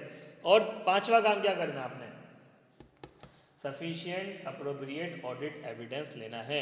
तो 5 चीज़ अपने दिमाग में याद कर लेने के बाद आइजा 200 की रिक्वायरमेंट क्या है, relevant ISA, ethical requirement, judgement, scepticism और सफिशिएंट अप्रोप्रिएट ऑडिट एविडेंस। 5 चीज़ें याद हो गई। ऑब्जेक्टिव याद हो गया। ऑब्जेक्टिव क्या है, रीजनेबल एश्योरेंस लेना, ओपिनियन को एक्सप्रेस करना। किस में एक्सप्रेस करोगे, रिपोर्ट की फॉर्म में एक्सप्रेस कर रहे होगे। याद हो गई चीज़ें? अच्छा जी, स्केप्टिसिज्म का इसमें लिखा हुआ है वही जो हमने बातें पढ़ी, ठीक है, ये आप लोग खुद भी पढ़ सकते हो, इसमें कोई मसला नहीं है। प्रोफेशनल जजमेंट भी इसमें लिखा हुआ है, डेफिनेशन लिखी हुई है, ठीक है, और लिखा हुआ है यूज़ किधर होता है जजमेंट, मटीरियलिटी में, ऑडिट रिस्क में, सफिशिएंट अप्रोप्रिएट ऑडिट एविडेंस क्या आपने ऑब्टेन कर लिया नहीं कर लिया, वो डिसीजन में भी करता है, ठीक है। तो सारी चीज़ें इसके अंदर लिखी हुई हैं। अच्छा जी, इनहेरेंट लिमिटेशंस हमने ऑलरेडी पढ़ चुके हैं। इनहेरेंट लिमिटेशंस क्या क्या होती हैं, टाइम का मसला होता है, कॉस्ट का मसला होता है, ठीक है, सैम्पल बेसिस पे हम चीज़ें कर रहे होते हैं, most of the evidence persuasive होता है, कंक्लूसिव नहीं होता, फ्रॉड इन्वॉल्व है, ठीक है, जजमेंट इन्वॉल्व होती हैं। तो होपफुली आप लोगों को ये वाली जो बेसिक चीज़ें ये तो सबको क्लियर हो गई होंगी। अच्छा जी, एसम पूछ रहे हैं प्रोफेशनल एक्सपीरियंस यूज़ करना, ये हमजा पूछ रहे हैं प्रोफेशनल एक्सपीरियंस यूज़ करना फ्रॉम प्रीवियस ऑडिट। बहुत अच्छे, प्रोफेशनल एक्सपीरियंस आपके पास जो एक्सपीरियंस है वो आप यूज़ करते हैं अपने प्रीवियस ऑडिट से, तो वो भी एक आपकी जजमेंट में आपको हेल्प कर रहा होता है। ऐसा हम कह रहे हैं भाई can be order master sheet from STT basement. देखिए मास्टर शीट आपको 1 by 1 क्लासेस से मिलती रहेंगी, जैसे जैसे क्लास होती रहेगी आपको मास्टर शीट प्रोवाइड कर दी जाएंगी, ठीक है। यहाँ तक सबको क्लियर हो गई, बेस बन गई? हाँ, पूछूं क्वेश्चन? हाँ, एश्योरेंस क्या है, कॉन्फिडेंस। क्या हुआ, घबरा क्यों रहे हो, रिलैक्स हो जाओ भाई। लेवल ऑफ एश्योरेंस कितने टाइप की होती हैं, 2 टाइप की, रीजनेबल और उसमें फ़र्क क्या है, रीजनेबल और लिमिटेड एश्योरेंस में? फर्क है, और उसमें हमारा मेन फर्क जो आता है आपका कि टाइम का फर्क है। और मेजर चीज़ है पॉजिटिव फॉर्म, नेगेटिव फॉर्म। याद कर लो यार, positive form, negative form, moderate level of assurance, high level of assurance, ठीक है। ऑडिट क्यों करते हैं, ताकि सर जो शेयर होल्डर्स हैं वो उनको कॉन्फिडेंस मिल सके। सबसे पहली चीज़ आप क्या बोलोगे, शेयर होल्डर्स डिफरेंट होते हैं नॉर्मली कंपनीज के अंदर, और चलाने वाले लोग डिफरेंट है, डायरेक्टर्स डिफरेंट है, जिसकी वजह से ऑडिट की ज़रूरत पड़ती है, क्योंकि शेयर होल्डर्स को चाहिए होता है कॉन्फिडेंस कि वो लोग सही काम कर रहे हैं नहीं कर रहे। बातें समझ में आ रही है? लिख लोगे, अगर पेपर में क्वेश्चन आ गया why do we need for audit, लिख लोगे? हाँ, पता चला वहाँ भी सोच रहे हो क्या लिखना है क्या नहीं लिखना, ठीक है। अच्छा जी, आगे चलते हैं दूसरी हमारे चैप्टर 2।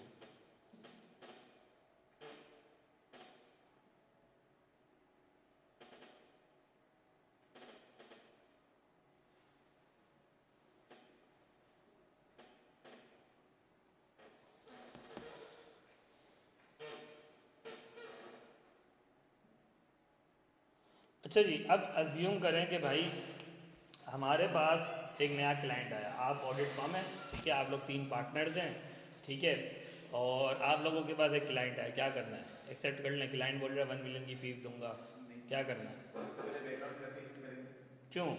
क्योंकि क्या पता वो कोई गैंगस्टर वगैरह हो, क्रिमिनल हो। हाँ, कोई गैंगस्टर हो, क्रिमिनल हो, फ्रॉड करता हो। गैंगस्टर हो, क्रिमिनल हो, क्यों ऑडिट नहीं करें उसका? नहीं करेंगे। हाँ, क्लाइंट की इंटीग्रिटी चेक करेंगे कि किस टाइप का क्लाइंट है, ऑनेस्ट भी है, या फिर पास ऑडिटर्स का एक्सपीरियंस रह चुका है। आइजा में किधर लिखा हुआ है चेक करने का? आइजा में प्लानिंग, एक्सेप्टेंस प्रोसीजर। हाँ, प्लीज। कौन से चैप्टर में? चैप्टर नंबर बताओ। आईकेएम की बुक में, आईकेएम की बुक पढ़ी है ना आप लोगों ने? चैप्टर का नाम याद है। हाँ, प्रीलिमिनरी एंगेजमेंट ऑफ ऑडिट। किधर?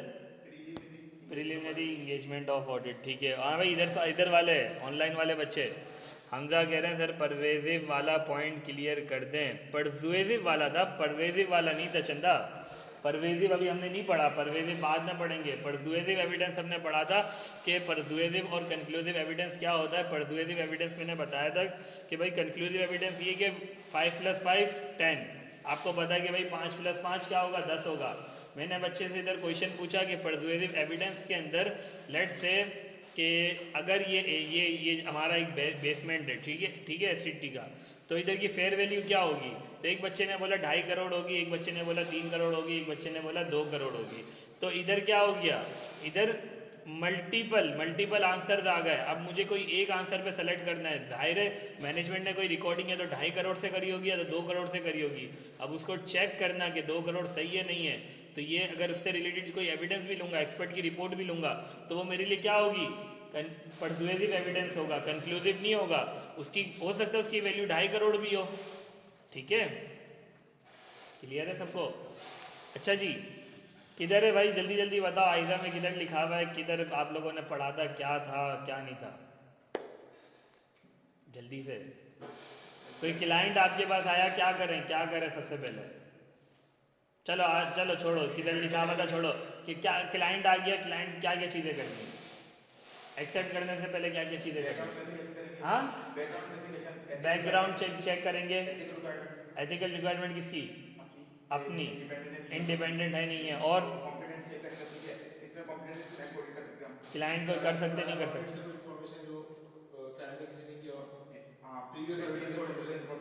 Previous audit information. अच्छा देखो, सबसे पहले याद रखो कि भाई चैप्टर आप लोगों के आईटीएम की बुक के अंदर चैप्टर 3 जब आप लोग पढ़ोगे उसमें आएगा 300 प्लानिंग का आएगा। ठीक है, प्लानिंग का आएगा। प्लानिंग होती कब है, जब इंगेजमेंट एक्सेप्ट कर लेते हो। ठीक है, लेकिन वहाँ ये बताया गया कि भाई कुछ प्रिलिमिनरी इंगेजमेंट एक्टिविटीज़ होती हैं इंगेजमेंट एक्सेप्ट करने से पहले, इंगेजमेंट एक्सेप्ट करने से पहले वो ये बताते हैं कि भाई आइजा 220 के हिसाब से आपने ये चीज़ें देखनी है, एक्सेप्टेंस चेक करनी है, एथिकल रिक्वायरमेंट देखनी है, वो सारी चीज़ें देखनी है। तो इधर हम पढ़ते हैं। ठीक है, प्रिलिमिनरी, ये सही दिख रहा है आप लोगों को, क्लियर है, विजिबल है। अब जल्दी जल्दी ऑनलाइन वाले भी बताएं भाई विजिबल है। अच्छा जी, प्रिलिमिनरी एंगेजमेंट एक्सेप्टेंस। अच्छा जी, बिफोर एक्सेप्टेंस एंड कंटिन्यूएंस हमने सबसे पहले क्या देखना है, क्या हम लोग इतने काबिल हैं कि भाई ये क्लाइंट ले सके, क्या हमारे पास इतनी कैपेबिलिटी है। हो सकता है कि भाई एक ही चार्टर अकाउंटेंट फर्म के अंदर बैठा हुआ हो और क्लाइंट आपका लिस्टेड एंटिटी का आपके पास वो अप्रोच कराओ, आपके पास रिसोर्सेज ही नहीं है करने के लिए। ठीक है, या हो सकता है आपके पास कोई यूएस की कंपनी आई हो, यूएस की कंपनी आपको बोले कि भाई ऑडिट कर दो, या चाइनीज़ कंपनी कोई आ गई, अब उसका अकाउंटिंग फ्रेमवर्क ही डिफरेंट है जिसकी आपको नॉलेज ही नहीं है। आपने तो IFRS पढ़ा है, ठीक है, नॉलेज ही नहीं है, आपके पास कॉम्पिटेंस ही नहीं है, समझ में आ रहा है, तो आप क्या कर दोगे, मना कर दोगे। तो सबसे पहले क्या देखना है, कॉम्पिटेंस, कैपेबिलिटी, रिसोर्सेज आपके पास अवेलेबल है नहीं है। ठीक है, दूसरी चीज़, चलो कॉम्पिटेंस है, कैपेबिलिटी है, कहीं ऐसा तो नहीं कोई मेरा उस कंपनी के अंदर कोई इंटरेस्ट है, क्या पता मैंने उस कंपनी के अंदर इन्वेस्टमेंट करके रखी हुई हो। ठीक है, तो एथिकल रिक्वायरमेंट मेरी ब्रीच हो जाएगी। समझ में आ रहा है सबको, ऑनलाइन वाले हजरात को समझ में आ रहा है। तीसरी चीज़, अब देखना क्लाइंट की इंटेग्रिटी, क्या क्लाइंट सही है नहीं है, क्या क्लाइंट की इंटेग्रिटी में, देखो क्लाइंट की इंटेग्रिटी में मसला होगा ना, तो मसला किधर आएगा, आपकी फाइनेंशियल्स ठीक नहीं होगी। समझ रहे हो, क्यों क्लाइंट की इंटेग्रिटी टेस्ट कर रहे हैं। अगर क्लाइंट आपका सही नहीं है तो मतलब वो फाइनेंशियल स्टेटमेंट हो सकता है मैनिपुलेट करेगा, और खुदा ना खास्ता उस मैनिपुलेशन में आपने गलती से भी अपना ओपिनियन दे दिया, आपके सैंपल के अंदर चीज़ें नहीं आई, तो कल को आप भी तो बदनाम होगे, आपकी भी प्रोफेशनल बिहेवियर कॉम्प्रोमाइज़ होगा ना, कि भाई आप उस एंटिटी के साथ एसोसिएटेड थे जो कि गलत काम कर रही थी और आपने उस पर क्लीन ओपिनियन दिया। बात समझ में आ रही है कि क्लाइंट की इंटेग्रिटी क्यों टेस्ट कर रहे हैं। ठीक है, तो मैं अभी चैप्टर 2 की मास्टर शीट्स खोली हुई है, लेकिन मैंने उसमें आइजा 300 चैप्टर 3 वाला ये भी डाली हुई है, क्योंकि देखो वहाँ से ये चीज़ बताई गई तो इधर इम्प्लीमेंट हो रही है ये। ठीक है, अगर डायरेक्ट आप लोग बुक में पढ़ोगे, चैप्टर 2 पढ़ोगे, तो उसमें भी आपको प्रिलिमिनरी इंगेजमेंट एक्टिविटीज़ चैप्टर 2 में नहीं मिलेगी, चैप्टर 3 में आएगी। तो लिंकिंग समझ रहे हो कि भाई कहाँ से मैं चल रहा हूँ। अच्छा जी, एक और चीज़, कोई भी प्रायर ऑडिट से कोई इश्यूज वगैरह होते हैं तो वो आप देख लोगे। इसके अलावा आपके पास एक और रिक्वायरमेंट क्या है कि इंगेजमेंट टर्म्स आपने बनाने हैं, बताना है कि भाई ये हमारा ऑब्जेक्टिव होगा, ऑडिट करेंगे, रीजनेबल एश्योरेंस देंगे, सारी चीज़ें आपने उसको क्लियर करनी है। हमारी रिस्पॉन्सिबिलिटी बीइंग एन ऑडिटर की रिस्पॉन्सिबिलिटी ये होगी, आपकी रिस्पॉन्सिबिलिटी ये कि आप लोग हमें एफएस बना के दोगे, आप लोग हमें तमाम इन्फॉर्मेशन प्रोवाइड करोगे, तमाम लोगों का एक्सेस दोगे जिससे हमें इंक्वायरी करनी होगी। तो ये आप लोगों की रिस्पॉन्सिबिलिटी, इंटरनल कंट्रोल्स की रिस्पॉन्सिबिलिटी आपकी है, ठीक है। और ये हम ऑडिट रिपोर्ट का हमारा ये फॉर्मेट होगा आइजर के हिसाब से, ये हम आपको रिपोर्ट देंगे। तो ये सारी चीज़ें इंगेजमेंट टर्म्स में मैं क्या करूँगा, लिख दूंगा। इंगेजमेंट टर्म्स एक सॉर्ट ऑफ क्या होगा, हमारा कॉन्ट्रैक्ट होगा। और ये सारी चीज़ें, ये रिक्वायरमेंट मुझे क्या करनी है, फुलफिल करनी है। आइजर 300 ने हमें बताई है, ठीक है। तो एक्सेप्ट करने से पहले पहले तो मैं ये सारे काम करने हैं मुझे। अब सवाल ये आता है कि भाई कॉम्पिटेंसी कैसे चेक करूँ। भाई मुझे कॉम्पिटेंसी चेक करनी है, क्या मैं कॉम्पिटेंट हूँ नहीं हूँ इस क्लाइंट के लिए, कैसे चेक करूँगा, कैसे नॉलेज को इवैल्यूएट करने के लिए अपनी टीम देखेगी, अपनी नॉलेज को भी एवेल्युएट कर लूँगा, टीम को देख लूँगा, क्लाइंट के ऑपरेशन को समझ लूँगा। क्लाइंट के ऑपरेशन कोई कॉम्प्लेक्स तो नहीं है, क्या मैं इस काबिल हूँ कि मैं कर सकता हूँ, ठीक है। इंडस्ट्री की नॉलेज मेरे पास है नहीं है, इंडस्ट्री कौन सी है ये, ठीक है, कौन से रेगुलेटरी रिक्वायरमेंट इधर फॉलो हो रही है, कौन सा अकाउंटिंग फ्रेमवर्क फॉलो हो रहा है। तो वो सारी चीज़ें मैं देखूंगा तो मुझे पता चलेगा कि मैं कॉम्पिटेंट हूँ या नहीं हूँ, ठीक है। दूसरी चीज़, अब क्लाइंट की इंटेग्रिटी टेस्ट करनी है, कैसे करूँगा, प्रीवियस ऑडिटर से मालूम कर लूंगा। अगर तो प्रीवियस ऑडिटर होगा, हो सकता है ना हो, और क्या करूंगा, न्यूज़पेपर वगैरह से पूछ लूंगा कि भाई कोई इलीगल, न्यूज़पेपर से देख लिया, ऑनलाइन देख लिया, नेट पर देख लिया, कोई इलीगल एक्टिविटी में तो नहीं है, कोई ऐसी फॉल्स इन्फॉर्मेशन में तो ये लोग साथ नहीं होते। ऑनर्स की भी देखूंगा, जो शेयर होल्डर्स होते हैं, जो बोर्ड ऑफ डायरेक्टर्स हैं, सबकी देखूंगा, ठीक है। और जल्दी जल्दी, अच्छा अगर कोई इनके ऊपर इल्ज़ाम लगता है, कोई न्यूज़ में आता है कि भाई ये लोग फ्रॉड हैं, तो वो लोग उसका रिप्लाई क्या देते हैं, उनकी क्या कमिटमेंट्स हैं, वो इनके क्वेश्चनेबल इश्यूज को कैसे रिजॉल्व करें। तो ये सारी चीज़ें मैं देखूंगा, तो तब मुझे पता चलेगा क्लाइंट की इंटेग्रिटी क्या है, ठीक है। तो सीक्वेंस समझ लो, ये वाली बातें जो लिखी हुई थी, ये जो how to check competency, how to check client integrity, ये वाली बातें बुक के अंदर चैप्टर 2 में है, ठीक है। लेकिन इसकी लिंकिंग किधर से बनी, चैप्टर 3 से, ठीक है। तो चैप्टर 3 पहले मैंने डाला, तो आपको अब समझ में आ रहा है क्यों कॉम्पिटेंसी चेक कर क्यों रहे, ठीक है, क्योंकि रिक्वायरमेंट कहाँ से आई, ऊपर से आई चैप्टर 3 की। तो यहाँ से आपको कॉम्पिटेंसी टेस्ट करनी है, देन आपको क्लाइंट की इंटेग्रिटी टेस्ट करनी है, ठीक है। अच्छा जी, फिर इसके बाद अभी भी एक्सेप्ट कर लो direct, preconditions of audit engagement, पहले क्लाइंट से एग्री करवाओगे, ये बात को लिखवाओगे, किसमें लिखवाओगे, टर्म्स ऑफ एंगेजमेंट में, कि भाई आपकी जिम्मेदारी क्या है, ये चीज़ें आपने हमें प्रोवाइड करनी है। पहले तो ये देख लो जो फाइनेंशियल रिपोर्टिंग फ्रेमवर्क फॉलो हो रहा है क्या वो एक्सेप्टेबल है। क्या पता इधर बैठ के इनके ऊपर applicable financial reporting framework IFRS है, लेकिन कंपनी बना रही है US GAAP, एक्सेप्टेबल ही नहीं है।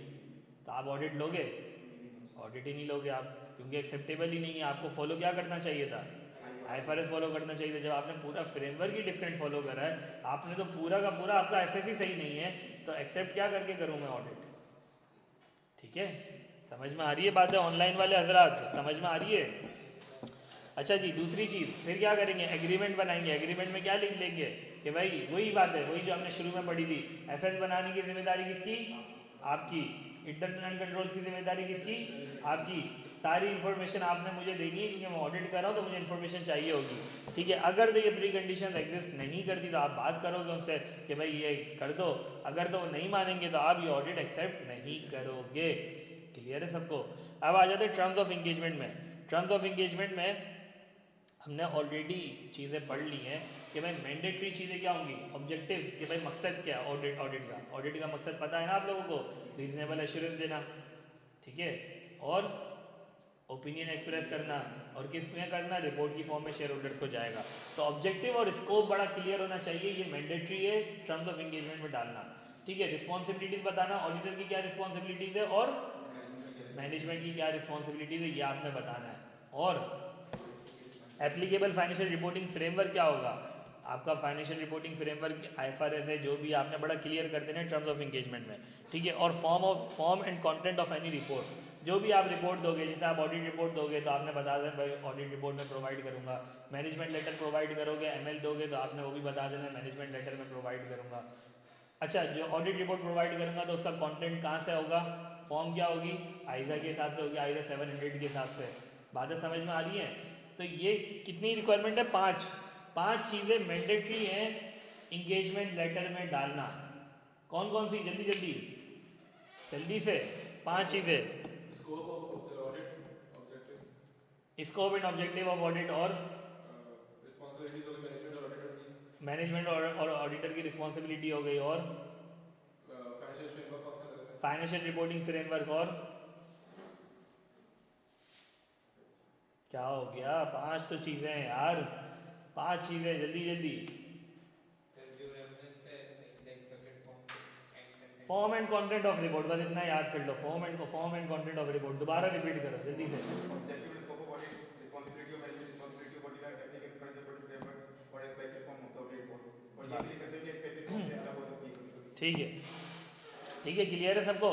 5 चीज़ें याद रख लो कि भाई इंगेजमेंट लेटर में लाजमी आएंगी। इसके अलावा एडिशनल चीज़ें आप लोग देख लो कि भाई लेट से आप है ना प्लानिंग और परफॉर्मिंग करोगे तो क्या क्या अरेंजमेंट आपको चाहिए होंगी। तो पहले से आप लिख दो कि भाई लेट से भाई मुझे कन्वेंस चाहिए होगा, मुझे ये सारी चीज़ें चाहिए होंगी क्योंकि मैं ऑडिट वहाँ, लेट से भाई आप कराची में बैठे हो, हैदराबाद में आपको ऑडिट करना है, तो आप पहले से इंगेजमेंट लेटर में लिख लो कि भाई हैदराबाद का जो भी कन्वेंस होगा या इस्लामाबाद का जो भी कन्वेंस होगा वो सब आप बियर करोगे। ठीक है, तो सारी चीज़ें आपने पहले से लिखनी है। अगर इंटरनल ऑडिटर को अगर आप यूज़ करते हो तो आप पहले से लिख दो भाई मैं इंटरनल ऑडिटर्स को यूज़ करूँगा।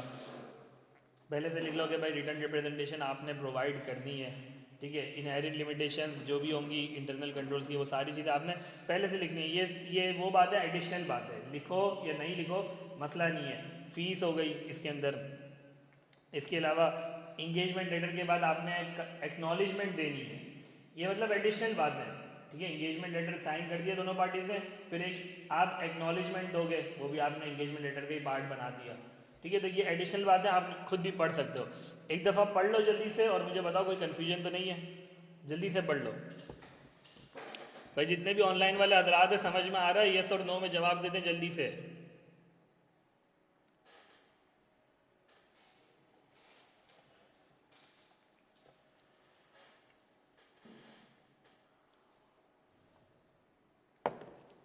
समझ में आ रहा है ना?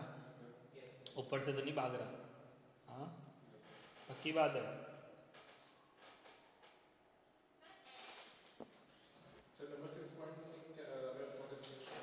नंबर 6 पॉइंट में any restrictions on the auditors liability, कि भाई लेट से आपने बता दिया कि भाई मेरी लाइबिलिटी यही है कि मैं ओपिनियन दूंगा, इसके बाद मेरी कोई लाइबिलिटी नहीं है। अगर बाद में कोई फ्रॉड वगैरह होता है, कुछ भी होता है, मेरी कोई इसके बाद लाइबिलिटी नहीं है, तो आप पहले से क्लियर करो।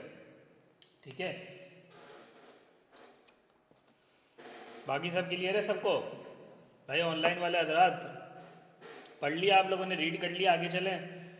अच्छा जी, अगर तो रिकरिंग ऑडिट है, अगर तो रिकरिंग ऑडिट है मतलब एक दफ़ा आपने ऑडिट कर लिया, दूसरा साल फिर दोबारा ऑडिट कर रहे हैं, तो उसके अंदर क्या आपको इंगेजमेंट लेटर दोबारा देने की ज़रूरत है या नहीं है? पहली चीज़, अगर तो आपको लगता है कि मुझे एज अ रिमाइंडर दे देना चाहिए तो आप इंगेजमेंट लेटर दोबारा बना के दे दें। ठीक है, अगर आपको अच्छा कुछ चीज़ों के अंदर ज़रूरत पड़ेगी कि आपको देना ही देना है। ठीक है, एक तो है कि आपको ऐसा ही लग रहा है कि यार रिमाइंडर करा देना चाहिए, तो उस केस के अंदर तो आप इंगेजमेंट लेटर दोबारा दे दोगे। लेकिन एक केस ऐसा है कि जिसके अंदर ज़रूरत होगी, 4 केसेस हैं। एक तो ये कि आपको लग रहा है कि यार थोड़ी सी मिसअंडरस्टैंडिंग हो गई है क्लाइंट को ऑडिट के स्कोप से रिलेटेड या ऑब्जेक्टिव से रिलेटेड। ठीक है, तो उस केस में आप क्या करोगे? रिवाइज कर दोगे। ये पॉइंट कहाँ से निकल रहा है? ऑडिट स्कोप वाला ऊपर से मैंडेटरी जो, अगर तो जाहिर है क्लाइंट को कोई कन्फ्यूजन है स्कोप या ऑब्जेक्टिव से रिलेटेड तो आपको क्लियर करना ज़रूरी है। ठीक है, तो एंगेजमेंट लेटर दोबारा दे दोगे। अच्छा जी, दूसरी चीज़, फाइनेंशियल रिपोर्टिंग फ्रेमवर्क में कोई चेंज आ जाता है। लेट से IFRS की जगह कंपनीज एक्ट ने बोला कि भाई मैं अपना फ्रेमवर्क बना रहा हूँ और मैं पूरा बताऊंगा अकाउंटिंग ट्रीटमेंट कैसी होगी, तो जाहिर है अब इंगेजमेंट लेटर में जो इनिशियली आपने लिखा था फाइनेंशियल रिपोर्टिंग फ्रेमवर्क कि भाई मेरा IFRS फॉलो होगा, तो अब क्या फॉलो हो रहा है? कंपनीज एक्ट हो रहा है या US GAAP हो रहा है, वॉट, तब आपको रिवाइज करना पड़ेगा ना। तो ऊपर जो जो चीज़ें चेंज हो रही हैं वही चीज़ें अगर चेंज होंगी, ऊपर वाली जो मैंडेटरी चीज़ें हैं अगर वो चेंज होगी तो आपको क्या करना पड़ेगा? इंगेजमेंट लेटर रिवाइज करना पड़ेगा। ठीक है, इसके अलावा अगर कोई स्पेशल टर्म्स में, स्पेशल टर्म्स मतलब ये जो एडिशनल बातें हैं, ठीक है, इसके अंदर कोई चेंज आ गया आपको लगता है कि यार मुझे ये इसमें कोई चेंज है और मुझे बता देना चाहिए दोबारा, तो आप उसको कम्युनिकेट कर दोगे दोबारा एंगेजमेंट लेटर देकर। एक और, अगर तो मैनेजमेंट ही कम्प्लीटली चेंज हो जाती है, आप एंगेजमेंट लेटर देते किसको? ऊपर पढ़ो सबसे पहले, auditor issue engagement letter to BOD, board of directors management, ठीक है, बात एक ही है, ठीक है, बोर्ड ऑफ डायरेक्टर्स। अगर तो वो मैनेजमेंट चेंज हो जाती है, वो ऑनरशिप चेंज हो जाती है, जिसके साथ आपने कॉन्ट्रैक्ट करा था, ठीक है ना, जिसको पता था भाई यही आपकी रिस्पॉन्सिबिलिटीज है, हमारी रिस्पॉन्सिबिलिटीज है, अगर तो वो कम्प्लीटली बोर्ड आपका चेंज हो जाता है, कोई सीनियर मैनेजमेंट आपकी चेंज हो जाती है, तो आपको उनको दोबारा देना पड़ेगा ना एंगेजमेंट लेटर। क्लियर है सबको? तो भाई ऊपर से ही ये वाली बातें बन रही हैं, ऑब्जेक्टिव स्कोप चेंज होगा तो आपने दे देना है दोबारा, ठीक है। अगर तो आपकी एप्लीकेबल फाइनेंशियल रिपोर्टिंग फ्रेमवर्क में चेंज आता है तो आपने दोबारा एंगेजमेंट लेटर देना है, ठीक है।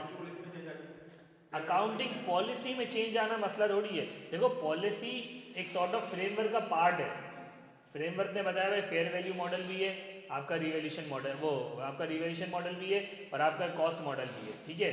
तो दोनों में से कोई भी आप ऑप्ट कर सकते हो, तो वो फ्रेमवर्क आपका वही है, ठीक है।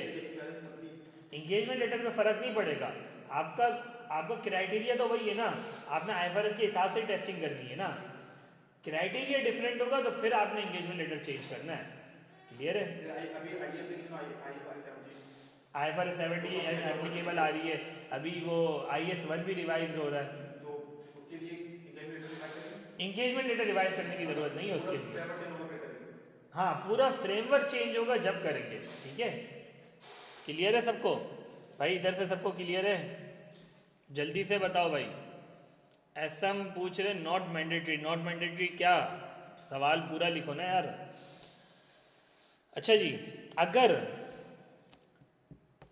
Not mandatory to reissue the engagement letter, देखो मैंडेटरी अगर तो ये चीज़ों में चेंज आएगा, अगर तो ऑब्जेक्टिव में चेंज आएगा, अगर स्कोप में चेंज आएगा, अगर सीनियर मैनेजमेंट में चेंज आता है, उसमें मैंडेटरी होगा उसमें आपके लिए मैंडेटरी होगा रिवाइज्ड एंगेजमेंट लेटर देना, ठीक है। क्लियर है यहाँ तक?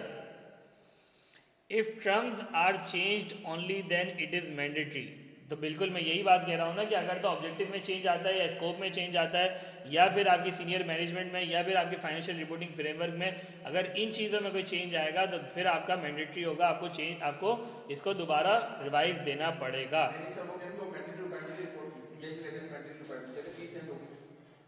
फी चेंज हो गई, देखो फी चेंज हो गई तो उसके अंदर आपको स्पेशल टर्म्स आपके चेंज हो गए ना, स्पेशल टर्म्स चेंज हो गए तो उसमें भी आपने करना है, ठीक है ना।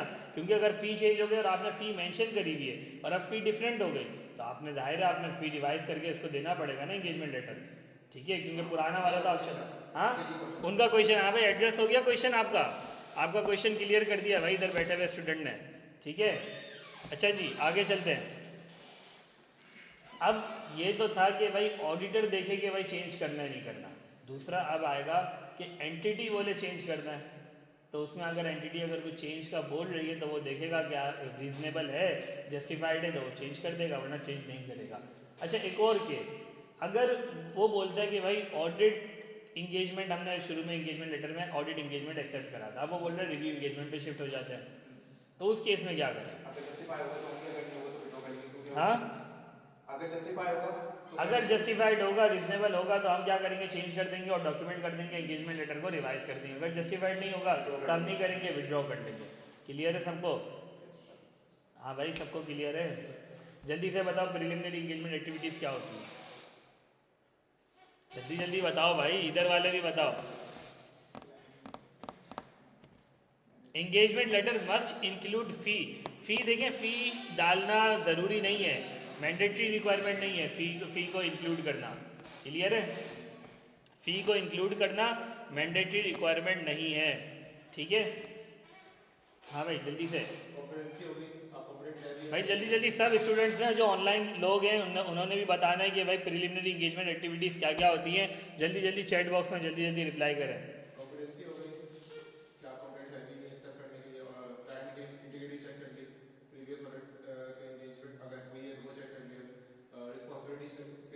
ठीक है, क्लाइंट की इंटेग्रिटी कैसे चेक करेंगे?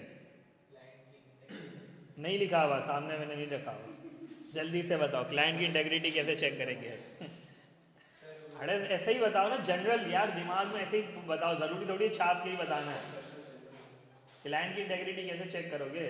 प्रीवियस ऑडिटर को पीसीएल पे दी बताओ ना, ये बताएगा ना यार। प्रीवियस ऑडिटर से थोड़ा मालूमात लेंगे, प्रीवियस ऑडिटर से मालूमात कर लेंगे और थोड़ा बहुत उसके बारे में जानेंगे, न्यूज़पेपर्स वगैरह में पढ़ेंगे। ठीक है। और देखो सवाल मैं बता रहा हूँ, अब जो ऑडिट का पेपर बन रहा है ना वो डिफरेंट आता है, इतना डायरेक्टली वो नहीं आता कि जहाँ से आवे ना आंसर फ़ौरन कर दो। तो थोड़ा सा अपने आप को अभी से यूज टू करो कि खुद से सोच के कुछ आंसर करना। बड़ा जनरल पेपर है, तो इसमें इतना घबराने की ज़रूरत नहीं है, ठीक है ना। थोड़ा सा खुद सोचोगे, अगर किसी की आपको चेक करना है किसी को, क्या करोगे? उसके बारे में मालूमात करोगे ना। अगर किसी वेबसाइट के बारे में सर्च करना होता है, ऑनलाइन पे चेक करते हो ना कुछ, ठीक है। दराज से कोई चीज़ परचेज करते हो, उसके रिव्यूज़ देखते हो। तो नॉर्मल चीज़ें है ना जो डेली लाइफ में आप लोग यूज़ करते हो, तो वही चीज़ इधर आंसर करो। तो सवाल अगर आएगा तो उस वक्त माइंड अपना यूज़ करोगे तो समझ में आएगा। तो बताओ भाई जल्दी से। सर रिव्यू करेंगे न्यूज़पेपर्स में, देखेंगे। ठीक है, न्यूज़पेपर है, आज के दौर के हिसाब से आंसर करो भाई। अब आज के दौर के लड़के हैं जो चेक करते हैं आंसर। सर वो फॉर्म देखेंगे, फॉर्म देखेंगे, ऑडिट करने जा रहे हैं उसका जिसका ऑडिट करेंगे उसका बैकग्राउंड देखेंगे, ठीक है। ऑनर्स का बैकग्राउंड देखेंगे, प्रीवियसली उन्होंने किन किन जगह पे काम करा है, क्या करा है, क्या एक्टिविटीज़ है उनके बारे में, उनकी क्या क्वालिफिकेशन है, उनके न्यूज़पेपर में क्या, उनके ऑनलाइन क्या लिंक्डइन की प्रोफाइल है, ये सारी चीज़ें चेक कर लेंगे, ठीक है। समझ में आ रहा है सबको? हाँ भाई। कॉम्पिटेंसी कैसे चेक करेंगे? अपनी कॉम्पिटेंसी, कि हम कैपेबल हैं कि नहीं। लेकिन कैसे? हाँ, ये कैसे पता चलेगा? ये अपनी टीम लोग वहाँ पे हाँ, एसएम का रिप्लाई है, predecessor auditors report, review internal auditors report, background check of management past practices. बहुत अच्छे। बाकी बच्चे किधर हैं? बाकी बच्चे सो रहे हैं क्या? सोने चले गए? सर अब देखेंगे जो वहाँ पे जैसे फ्रेमवर्क यूज़ हो रहा है वो हम यूज़ कर रहे हैं कि नहीं। जैसे IFRS यूज़ हो रहा है हमारे, और वहाँ पे गैप यूज़ हो रहा है, तो हम कैपेबल नहीं है इसी ठीक है। और एक्सपीरियंस है नहीं हमारे पास इतना कि उस क्लाइंट को हैंडल कर सके, नहीं कर सके। ठीक है, क्या हमारे पास इतनी रिसोर्सेज अवेलेबल है नहीं है, क्लाइंट के बिजनेस ऑपरेशंस क्या हैं, कितने कितने कॉम्प्लेक्स हैं, ठीक है। तो सारी चीज़ें आप क्लाइंट की अंडरस्टैंडिंग लोगे तो आपको पता चलेगा। ये सारी चीज़ें कब करें? अभी ऑडिट एक्सेप्ट नहीं करा है, अभी तो ऑडिट स्टार्ट ही नहीं हुआ, अभी तो ऑडिट वाले फेज में हम गए ही नहीं हैं। अभी तो क्लाइंट आया है, अभी क्लाइंट आया है तो अभी हम क्लाइंट को टेस्ट करें कि क्लाइंट एक्सेप्ट करे या नहीं करें। और क्लाइंट को टेस्ट वेस्ट करने के बाद फिर क्या बनाएंगे? इंगेजमेंट लेटर, सॉर्ट ऑफ क्या है, कॉन्ट्रैक्ट है, बोर्ड ऑफ डायरेक्टर्स के साथ बनेगा, ठीक है। क्लियर है सबको? ठीक है भाई, जल्दी से 15 मिनट में अभी हम मटीरियलिटी और प्लानिंग भी कर लेंगे। चैप्टर 1 कंप्लीट, चैप्टर 2 कंप्लीट, अब चैप्टर 3 चल रहा है, ठीक है। चैप्टर 3 पे आ रहे हैं जल्दी से। क्या 1 2 पूरा हो गया क्या? 1 2? अच्छा 1 के अंदर मैं बता दूं, 1 के अंदर कुछ छोटी वो जो कंपनीज एक्ट वाली चीज़ें वो अभी बाद में मैं करवा दूंगा, ठीक है।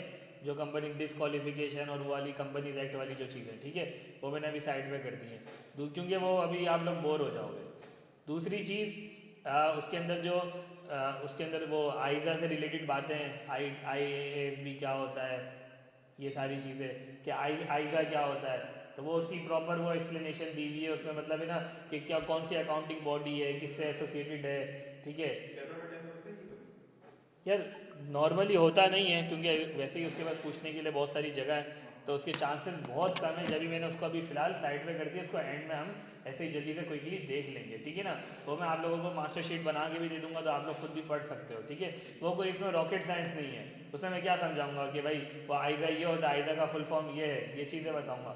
तो खैर छोटी छोटी बात है, ठीक है। और कंपनी एक्ट तो मेरे ख्याल से आप लोगों ने ऑलरेडी पढ़ा ही होगा, पढ़ा हुआ है, कंपनी एक्ट नहीं पता पढ़ा हुआ है ना। तो वो डिस्क्वालिफिकेशन ऑफ ऑडिटर जितना तो पढ़ा ही होगा सारी चीज़ें, तो वही चीज़ें हैं, इट इज़ वही कॉपी पेस्ट है। हाँ, चैप्टर 1 में एक्सपेक्टेशन गैप भी है, ठीक है। अच्छा जी, बाकी चीज़ें चैप्टर 2 के, अच्छा चैप्टर 2 के अंदर एक और चीज़ हमने अभी छोड़ी हुई है, आइज़ा 220, ठीक है, जिसके अंदर quality of audit, quality of audit वो अभी हमने छोड़ी हुई है। क्वालिटी ऑफ ऑडिट 5 मिनट का है, वो मैं बाद में आप लोगों को बता दूंगा। अब हमें ऑडिट स्टार्ट करना है, मैं थोड़ा सा सीक्वेंसिंग में लेके चल रहा हूँ कि यार पहले हमने क्या करा, हमारे पास क्लाइंट आया, ठीक है, क्लाइंट आया तो हमने क्या करा, उसकी जांच पड़ताल की। जांच पड़ताल करी कि भाई एक्सेप्ट करना है या नहीं करना। फिर हमने बोला हाँ यार ठीक है क्लाइंट, तो हमने उसके साथ क्या बनाया, इंगेजमेंट लेटर बना लिया, ऑडिट एक्सेप्ट हो गया। ठीक है, अब हमें ऑडिट स्टार्ट करना है। अब हम स्टार्टिंग वाले फेज में आए, तो सबसे पहले क्या करेंगे, जल्दी से भाई ऑनलाइन वाले हजरात क्या करेंगे, रिस्क को आइडेंटिफाई करेंगे, प्लानिंग करेंगे। सबसे पहला काम प्लानिंग करेंगे। सबसे पहला काम आपका क्या होगा, प्लानिंग का। अब सवाल ये आता है प्लानिंग है क्या, क्या है प्लानिंग, क्या प्लानिंग करोगे, ऐसे ही बताओ, जनरली बताओ भाई। लेट्स से अगर आपको बारबेक्यू पार्टी करनी है दोस्तों के साथ, प्लानिंग करोगे उसमें, हाँ करोगे, क्या प्लानिंग करोगे बताओ मुझे, बताओ क्या लेके आएगा, क्या, कौन क्या क्या लेके आएगा, और स्पेसिफिक एरिया देखेंगे, किस स्पेसिफिक एरिया को ज़्यादा टेस्ट करना है, किस पे ज़्यादा सैंपल करनी है, एनालिटिकल को अभी छोड़, अभी बारबेक्यू पार्टी की बात हो रही है। बारबेक्यू बारबेक्यू पार्टी वाले भाई जल्दी जल्दी ऑनलाइन हजरात जो हैं, जल्दी से बताओ बारबेक्यू पार्टी में आप लोग क्या प्लानिंग करोगे। किसकी होगी, कोयला किसका होगा, छत किसकी होगी, कोयला किसका होगा, मसाला कौन लगाएगा, मसाला कौन लगाएगा, वो तो कौन लेकर आएगा, कोल्ड ड्रिंक हाँ कौन लेकर आएगा, कोल्ड ड्रिंक कौन लेके आएगा, और और खा लेंगे। फिर खा लेंगे। ठीक है तो ऑडिट के अंदर भी सबसे पहले क्या डिसाइड करोगे, किन किन जगह पे जाके ऑडिट करना है, छत जो छत वेन्यू, कि भाई किस किस जगह पे जाके ऑडिट करना है, हैदराबाद में ऑडिट करना है, कराची में ऑडिट करना है, किधर किधर क्लाइंट्स की लोकेशंस हैं, किधर किधर ब्रांचेज हैं जहाँ आपको जाना पड़ेगा, जहाँ को ऑडिट करना पड़ेगा। ठीक है, हाँ भाई ये कैसे डिसाइड करोगे कि यार कौन सा बंदा क्या काम करेगा, कौन बोटियाँ सेकेगा, जो उसके लिए जो इसका एक्सपीरियंस फील्ड में होगा, इसको जो एक्सपीरियंस होगा। सवाल आएगा कि भाई कौन से बंदे लेके जाने हैं ऑडिट के लिए, जूनियर क्या सारे जूनियर्स लेके चले जाऊँ। जूनियर ऑडिटर रिसीवेबल के लिए समय ऑडिटर, पहले तो सवाल आएगा कितने बंदे बारबेक्यू पार्टी के लिए कितने बंदे चाहिए होते हैं ना, एक छत पे भी लिमिटेशन होगी ना, ये थोड़ी कि भाई डिसाइड करोगे ना भाई 10 बंदे मैक्सिमम, पता चला 20-30 ले गए, अम्मा चमाटे मारेंगी घर पे, बोलेंगे वो भाई क्या कर दिया तुम लोगों ने। समझ में आ रहा है, तो बंदे भी तो डिसाइड करना है कितने बंदे लेके जाओगे बारबेक्यू पार्टी में।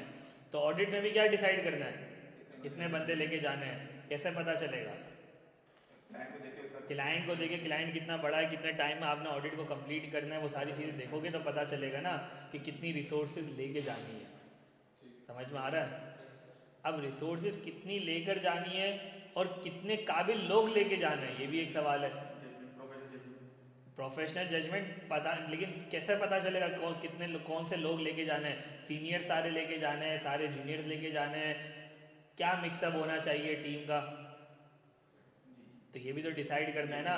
कौन बोटियाँ सेकेगा, कौन रेवेन्यू की टेस्टिंग करेगा, कौन एक्सपेंसेस की टेस्टिंग करेगा, कौन IFRS 16 की टेस्टिंग करेगा, कौन ECL पे काम करेगा। तो based on financial statement, based on understanding of the entity, आप क्या करोगे, डिसाइड करोगे कि भाई इधर तो IFRS 16 की एप्लीकेशन है लीजेस वाली, तो कोई लीजेस का एक्सपर्ट चाहिए होगा, इधर डेफर्ड टैक्स की एप्लीकेशन है, कोई डेफर्ड टैक्स का एक्सपर्ट चाहिए होगा, इधर रेवेन्यू बहुत ज़्यादा कॉम्प्लेक्स है, IFRS 15 की कोई मेजर एप्लीकेशन हो रही है, तो उधर के लिए आपको उधर का एक्सपर्ट चाहिए होगा। अगर मैं जूनियर लेके जाऊंगा उसने तो पढ़ा ही नहीं होगा, तो ऑडिट हो सकेगा, नहीं हो सकेगा। ठीक है, अच्छा जी, ये आप लोगों ने डिसाइड कर लिया कि भाई बारबेक्यू पार्टी में ये लोग लेके जाएंगे, ये सारे करेंगे। ठीक है, बारबेक्यू पार्टी का टाइम भी तो डिसाइड करोगे ना, कब से कब तक, नहीं डिसाइड करोगे, हाँ पूरी रात करना है या 1 घंटे की करनी है। वो कुछ ऐसे भी बच्चे होते हैं ना, वो मेरी तो मम्मी ने बोला है रात को जल्दी आ जाना, हाँ तो वो मम्मी वालों के लिए तो जल्दी ख़त्म भी करनी पड़ेगी barbecue party. Duration of audit आ जाएगा, ड्यूरेशन ऑफ ऑडिट, कि भाई कितने कितने टाइम में उसको रिपोर्ट देनी है, आपको कितने टाइम में ऑडिट कंप्लीट करना है, बात समझ में आ रही है। अच्छा, फिर इसके बाद आप लोग डिसाइड करते हो कि भाई ओवरऑल बारबेक्यू पार्टी में एक्टिविटीज़ क्या करनी है। वो कुछ शीशे वाले हजरात होते हैं, ठीक है, ये भी चाहिए हमें, ये भी चाहिए, कुछ होते हैं कि यार हमें वो प्ले स्टेशन खेलेंगे, कुछ कुछ कुछ ना कुछ एक्टिविटीज़ करने के लिए कुछ चीज़ें चाहिए, ठीक है ना, क्या क्या चीज़ें करनी है। तो ऑडिट के अंदर भी जाहिर है आपको फोकस करना होता है कुछ पर्टिकुलर एरियाज़ में कि भाई ये चीज़ें करनी है, ठीक है। तो वो चीज़ों पे फोकस करने के लिए आप बोलोगे कि भाई ये वाला मेजर रिस्की एरिया, इधर मुझे काम करना पड़ेगा, इधर काम करना पड़ेगा, तो वो भी आप क्या करते हो, डिसाइड करते हो, ठीक है। ठीक है। अपना पहले सबसे पहले तो सिलेबस डिसाइड करोगे कि भाई ये चीज़ें हैं और ये चीज़ों पे मुझे फोकस करना है। समझ में आ गया? तो प्लानिंग आपका हो गया, ख़त्म हो गया। बारबेक्यू पार्टी बस याद रखो, प्लानिंग ख़त्म, ठीक है। प्लानिंग में सिर्फ इतना सिर्फ याद रख लो, देखो एक होती है प्लानिंग, प्लानिंग में दो चीज़ें क्या हैं जल्दी से बताओ। अच्छा भाई, ऐसा हम रिप्लाई करें, वेदर कंडीशंस, मोहम्मद अकबर कह रहे हैं काम कौन करेगा, बहुत अच्छे सर, किस जगह कितना टाइम लगता है, ठीक है, बहुत अच्छी बात, ये भी प्लानिंग का पार्ट है, बहुत अच्छे। हाँ भाई, ऑडिट स्ट्रेटजी और ऑडिट प्लान, ये मैं थोड़ा सा जूम कर दूं, आप लोगों को शायद दिख नहीं रहा होगा। हाँ दिख रहा है अब? अभी भी नहीं दिख रहा, अब दिख रहा है? अच्छा जी, तो प्लानिंग एक्टिविटी में दो चीज़ें हैं, पहली चीज़ ऑडिट स्ट्रेटजी, ऑडिट प्लान। अब थोड़ा सा उसको सिक्वेंशियल में लेके चलते हैं। हमने समझ लिया कि बारबेक्यू पार्टी से कुछ चीज़ें हमने याद कर ली, अगर कल को सवाल आ जाता है और आप लोगों को कुछ भी याद नहीं होता तो बारबेक्यू पार्टी याद कर लोगे तो कुछ तो लिख के आ ही जाओगे, ठीक है। तो खैर, ऑडिट स्ट्रेटजी में हम कोई ना मतलब कोई चीज़ स्टार्ट करते हैं, जैसे आपको कोई प्रिपरेशन करनी है अपने ऑडिट की, आपको रिवीजन करना है, तो उसमें भी आप क्या डिसाइड करोगे कि यार मेरा ओवरऑल सिलेबस क्या है, ये चीज़ें, ठीक है ना। आपके सिलेबस में आएगा 600 नहीं है, वो नहीं है, तो आप वो चीज़ें नहीं पढ़ोगे, आप पहले डिसाइड कर लोगे भाई ये मेरी बुक है, इसमें रहते हुए मुझे पढ़ना है, ठीक है ना। लेट से मास्टर शीट से पढ़ना है या किसी और टीचर की बुक से पढ़ना है या आईकेएम की बुक से पढ़ना है, पहले वो डिसाइड कर लोगे। या 2-3 जो भी बुक्स हैं उसको सामने रखोगे, बोलोगे भाई इसी बाउंड्री से मुझे पढ़ना है और ये पास्ट पेपर्स कवर करना है। तो सबसे पहले क्या डिसाइड करोगे? बाउंड्री, जिसको हम क्या कहेंगे? स्कोप ऑफ ऑडिट, कि क्या क्या चीज़ें कवर करनी है। स्कोप में क्या क्या चीज़ें आ जाएंगी जल्दी से? आपका फाइनेंशियल रिपोर्टिंग फ्रेमवर्क, क्योंकि ऑडिट करना है आपको फाइनेंशियल रिपोर्टिंग फ्रेमवर्क देते हुए कि भाई ये चीज़ें अप्लाई हो रही हैं, IFRS 16 की एप्लीकेशन है, ये सारी चीज़ें, तो इस बाउंड्री में रहते हुए मुझे काम करना है। कोई और दूसरी, अच्छा दूसरी चीज़ क्या अप्लाई हो रही है? कंपनी एक्ट की रिक्वायरमेंट, ठीक है, उसके डिस्क्लोजर्स वो भी मुझे देखने पड़ेंगे। कुछ हो सकता है फर्दर रेगुलेटरी रिक्वायरमेंट हो, अगर तो इंश्योरेंस कंपनी है तो इंश्योरेंस के रेगुलेशन होंगे, बैंकिंग कंपनी है तो बैंकिंग के रेगुलेशन होंगे। तो ये अभी क्या कर रहे हो? सिलेबस डिसाइड कर रहे हो कि भाई इस सिलेबस में रहते हुए मुझे क्या करना है? काम करना है। लोकेशन डिसाइड करोगे कि भाई किधर किधर क्लाइंट की लोकेशंस है, कितनी ब्रांचेज हैं, तो भाई इन जगह पे मुझे ऑडिट करना है, तो इन्हीं 5 ब्रांच का ऑडिट करना है मुझे, या 2 इन्वेंट्री की लोकेशन है वहाँ जाके ये इन्वेंट्री की जगह पे मुझे ऑडिट करना है, ठीक है। तो क्या डिसाइड हो रहा है? Syllabus, scope equal to syllabus, ठीक है। ये सिलेबस आपका डिसाइड हो रहा है। बाउंड्री, कि किस बाउंड्री में रहते हुए आपने काम करना है, इससे बाहर नहीं जाना, इसके अंदर ही रहना है। क्लियर है? ठीक है। आप डिसाइड करोगे कि भाई लेट से इधर तो फेयर वैल्यू की इम्प्लीकेशन बहुत ज़्यादा है, तो कोई मुझे एक्सपर्ट भी चाहिए होगा, तो एक्सपर्ट की नीड पड़ेगी, तो आप पहले से डिसाइड कर लो कि भाई एक्सपर्ट भी मुझे चाहिए होगा, ये भी मेरी बाउंड्री में आएगा, ठीक है ना। एक्सपर्ट की ज़रूरत पड़ेगी। इंटरनल ऑडिट को यूज़ करूँगा नहीं करूँगा पहले से डिसाइड कर लोगे, ठीक है। रिपोर्टिंग करेंसी कौन सी है? डॉलर की तो नहीं है, तो रिपोर्टिंग का आइजा भी आपके ऊपर एप्लीकेबल हो जाएगा। समझ में आ रहा है? तो सबसे पहले क्या डिसाइड करना है? सिलेबस, ठीक है, किस बाउंड्री में रहते हुए आपने काम करना है, तो उसको क्या कहेंगे? Scope of audit. दूसरी चीज़ अब आ जाती है टाइमिंग, कि भाई कितने टाइम में ऑडिट डिलीवर करना है, ऑडिट रिपोर्ट कब तक कंप्लीट करनी है, कब कब आप कम्युनिकेशन करोगे क्लाइंट के साथ, ठीक है। अभी ऑडिट स्टार्ट करना है या बाद में ऑडिट स्टार्ट करना है, कब स्टार्ट करना है ऑडिट को? Before the year and start करना है या after the year and start करना है? 30 जून लेट से क्लाइंट का रिपोर्टिंग डेट है, ठीक है। तो आपको हो सकता है कि भाई जल्दी डिलीवर करने हो, आपको 1 अगस्त में आपने डिलीवर करना है क्लाइंट को रिपोर्ट, तब 1 महीने में कैसे करोगे? समझ में आ रहा है? तो हो सकता है कि आप बोलोगे यार 1 जून में मैं चले जाता हूँ, थोड़े प्लानिंग वगैरह करना स्टार्ट करता हूँ ताकि थोड़ा काम कम हो जाएगा बाद में 30 जून के बाद। समझ में आ रही है? तो आप पहले से डिसाइड कर लोगे टाइमिंग ऑफ ऑडिट। फिर इसके बाद क्या आती है आपके पास? डायरेक्शन, किस एरिया पर फोकस करना है, किस एरिया पर फोकस करना है? रेवेन्यू पर फोकस करना है। हो सकता है कोई अमाउंट आ रही हो, प्रीपेड एक्सपेंस 10 रुपये, क्या प्रीपेड एक्सपेंस को वेरीफाई करोगे? नहीं ना, इमटेरियल होगी, बोलोगे छोड़ दोगे। तो डायरेक्शन ऑफ ऑडिट कहाँ से पता चलेगी? उसमें मटीरियलिटी कैलकुलेट करोगे, उसके अंदर आप आइडेंटिफाई करोगे कौन से रिस्की एरियाज हैं, किधर काम करना चाहिए। कोई फाइनेंशियल कोई पर्टिकुलर आईएफआरएस के अंदर तो चेंज नहीं आया, तो उस पर आपको पता होगा इधर ज़्यादा रिस्क है, इधर ज़्यादा काम करना है। कोई बिजनेस सेगमेंट में तो चेंज नहीं आया, कोई कोई नई एक्विजिशन तो नहीं हुई, कोई मर्जर तो नहीं हुआ, कोई डिस्पोजल तो नहीं हुआ, तो उस चीज़ पे मुझे ज़्यादा काम करना पड़ेगा। सबको समझ में आ रहा है जो ऑनलाइन हजरात हैं? ऊपर से तो नहीं जा रही बातें भाई? जल्दी जल्दी बताओ, ऊपर से तो नहीं जा रही बातें? समझ में आ रही हैं? हाँ, क्लियर हो रहा है? ठीक है, अच्छा जी, डायरेक्शन हमने डिसाइड कर ली कि भाई किन किन एरियाज पे हमें काम ज़्यादा करना होगा, ये डायरेक्शन है। स्कोप सिलेबस, टाइमिंग कब देनी है रिपोर्ट, ठीक है, डायरेक्शन किस जगह पे ज़्यादा फोकस करना है, ये क्या स्ट्रेटजी, ऊपर ऊपर की भी बातें डिसाइड कर रहे हैं, ठीक है। फिर इसके बाद अब बंदे कितने लेके जाने हैं, वही बात आ गई, रिसोर्सेज, और कितने काबिल लोग लेके जाने हैं। तो ये तीनों चीज़ें डिसाइड करोगे, सिलेबस डिसाइड होगा तो पता चलेगा कितने बंदों की ज़रूरत होगी सिलेबस को कंप्लीट करने के लिए। टाइमिंग डिसाइड होगी तो पता चलेगा जितनी कम टाइमिंग होगी उतने ज़्यादा बंदे चाहिए होंगे। तो टाइमिंग डिसाइड होगी तो रिसोर्सेज डिसाइड करोगे, जितने ज़्यादा रिस्की एरियाज होंगे तो उतनी ज़्यादा रिसोर्सेज चाहिए होंगी। रिस्की एरियाज आइडेंटिफाई होंगे तो पता चलेगा ये रिसोर्सेज मुझे चाहिए, ये काम करने के लिए सीनियर रिसोर्स चाहिए, ये चिल्लड़ काम है, ये काम करने के लिए जूनियर भी चलेगा। तो स्कोप डिसाइड होगा, टाइमिंग डिसाइड होगी, डायरेक्शन डिसाइड होगी, तो अल्टीमेटली रिसोर्सेज के डिसीजन ले सकोगे, ठीक है, क्लियर है। तो स्कोप में क्या हो गया, कैरेक्टरिस्टिक्स ऑफ एंगेजमेंट, टाइमिंग आ गई हमारी, डायरेक्शन आ गई, रिसोर्सेज आ गई। जल्दी से एक नज़र मार लो इसके ऊपर, सब हमने पढ़ लिया, जल्दी से एक नज़र मारो। प्रैक्टिकली जब हम लोग स्ट्रेटजी या प्लान बनाते हैं, ये एक्सेप्ट करने मतलब वहाँ जाके मैनेजमेंट से मीटिंग के बाद बनाते हैं, क्या होता है इसमें? देखिए, आपने एक्सेप्ट करा, एक्सेप्ट करते वक्त भी कुछ आपने प्रोसीजर परफॉर्म करे, क्लाइंट की अंडरस्टैंडिंग ली, बिजनेस के ऑपरेशंस की अंडरस्टैंडिंग ली।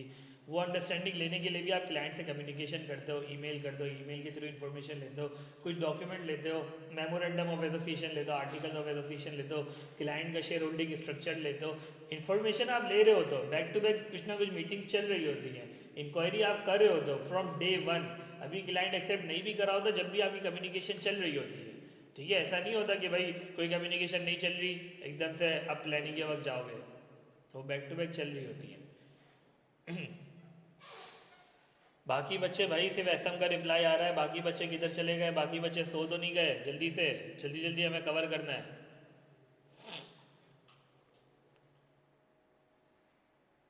पढ़ लिया, क्लियर है?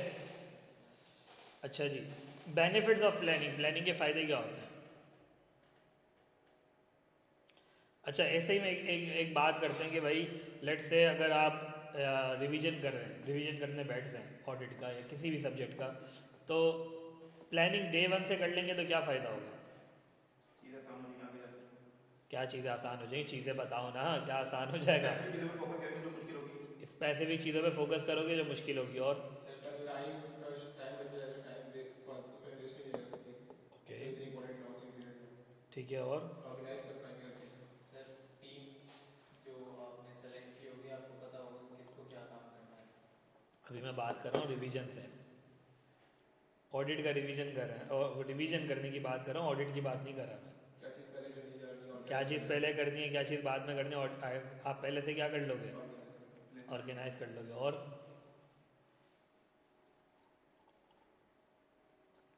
कोई आपने टॉपिक नहीं पढ़ा हुआ, सर की क्लास छूट गई थी, फिर केवल सर से पूछ लेंगे या रिकॉर्डिंग क्लास कमांड डालेंगे, रिकॉर्डिंग क्लास। एक ऑडिट क्लास ले लोगे, पहले से प्रॉब्लम को पहले से रिजॉल्व कर लोगे, ठीक है ना। पता होगा कि भाई ये प्रॉब्लम है, इधर में मैं लैग करता हूँ, ये वाला एरिया मैंने पढ़ा नहीं था, या तो किसी दोस्त को अप्रोच करोगे या रिकॉर्डेड लेक्चर लोगे, वॉट जो भी स्ट्रेटजी होगी आप पहले से उसको डील कर लोगे, ठीक है।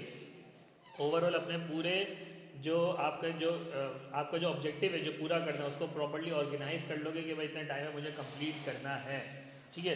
तो वही बात है, इसमें वही चीज़ें लिखी हुई हैं कि भाई पहली चीज़ attention to important areas. Revision करने बैठते हो तो उसमें पता चल जाता है कि भाई ये वाले एरिया की वेटेज ज़्यादा है, ये मुझे पहले करना है, ये क्वेश्चन हर दफ़ा पास्ट पेपर में आता है तो ये इंपॉर्टेंट है, तो ये वाला मुझे करना है। तो सेम चीज़ ऑडिट में भी यही है, ठीक है ना। आपको पता चल जाता है ये वाला ऑडिट, ये वाले एरिया पे ज़्यादा रिस्क है, इधर ज़्यादा काम करना है, ठीक है। कोई लेक्चर आपने नहीं लिया हुआ तो कोई प्रॉब्लम है, या आपको लग रहा है ये वाला कॉन्सेप्ट मेरा वीक है, ये रिकॉर्डेड लेक्चर लेने के बाद भी आपको लग रहा है कि यार ये वाला एरिया मुझे समझ ही नहीं आया, तो आप क्या करोगे, या तो टीचर से कांटेक्ट करोगे या तो किसी दोस्त को बोलोगे भाई समझा दे। तो जो पोटेंशियल प्रॉब्लम्स होगी पहले से क्या कर लोगे, उसको रिजॉल्व कर लोगे। ठीक है। तीसरी चीज़, ओवरऑल आपका ऑर्गेनाइज हो जाएगा कि भाई हर दिन का आपका टारगेट होगा, ये चीज़ आपने करनी है, उसके हिसाब से आप रिवीजन करोगे, सेम चीज़ आपका ऑडिट भी ऑर्गेनाइज हो जाता है। ठीक है। फिर चौथी चीज़, आपको जाहिर है जब आपको पता चल जाता है भाई इन एरियाज से मुझे फोकस करना है, तो उसके हिसाब से आप अपनी टीम की सिलेक्शन भी उसके हिसाब से करते हो कि भाई इन एरिया से मुझे ये लोग चाहिए होंगे और उतने लोग चाहिए होंगे। ठीक है। और प्रॉपर्ली फिर कब रिव्यू करना है, कब सुपरविजन करनी है, किसको क्या काम देना है, किसको क्या डायरेक्शन देनी है, जूनियर को क्या डायरेक्शन देनी है, उसका कितना ज़्यादा रिव्यू करना है, जूनियर का ज़्यादा रिव्यू करना पड़ेगा, जो सीनियर बंदा होगा उसको कम रिव्यू करना पड़ेगा, उसके ऊपर ज़्यादा फोकस नहीं करना पड़ेगा, तो वो खुद ही कर लेगा। तो डायरेक्शन और supervision of engagement team members. ठीक है। Coordination with component auditors and experts, अगर एक्सपर्ट्स वगैरह की इन्वॉल्वमेंट है तो उससे कोऑर्डिनेशन आपकी ईजी हो जाती है। तो जल्दी से बेनिफिट्स, जल्दी ऐसा हम कह रहे हैं भाई, कंसल्ट फ्रेंड्स। ठीक है, बहुत अच्छे, जल्दी बताओ भाई। इम्पोर्टेंट एरियाज और ऑर्गेनाइज कर लेंगे, हाँ टीम मेंबर सेलेक्ट कर लेंगे, बहुत अच्छे। और कोऑर्डिनेशन हो जाएगी एक्सपर्ट्स के साथ और कंपोनेंट ऑडिटर्स के साथ। कंपोनेंट ऑडिटर्स के मैंने लिख दिया था, ये ज़रूरत नहीं है। ठीक है, चलो और जल्दी सुपरविजन डायरेक्शन ये आपकी हो जाएगी। ठीक है, क्लियर है। रिजॉल्व पोटेंशियल प्रॉब्लम्स, तो कितने टोटल पॉइंट्स हो गए, 6 पॉइंट्स हैं। रट लो, सवाल आता है, बेनिफिट्स आ जाता है, अक्सर आ जाता है। ठीक है, और ये वाला भी आता है, ये कैरेक्टरिस्टिक्स ऑफ एंगेजमेंट टाइमिंग लिख लोगे, मुश्किल तो नहीं है, पक्की बात है। अच्छा जी, अब दूसरी चीज़ है ऑडिट प्लान, और ज़्यादा डिटेल के अंदर प्लानिंग करना, मज़ीद डिटेल। स्ट्रेटजी क्या थी, ऊपर से चीज़ें डिसाइड कर ली, ये सिलेबस है, इतने टाइम में मुझे कंप्लीट करना है। ठीक है, इतने टाइम में मैं कंप्लीट करूँगा, इतने लोग मुझे चाहिए होंगे। ठीक है, इन एरिया से मुझे फोकस करना है, ये क्या थी, ऊपर की स्ट्रेटजी। ठीक है, अब फर्दर डेली बेसिस की आप प्लान बनाते हो जब रिवीजन करते हो कि भाई 1 घंटे के अंदर भाई तेरा इतना चैप्टर कंप्लीट कर लेगा।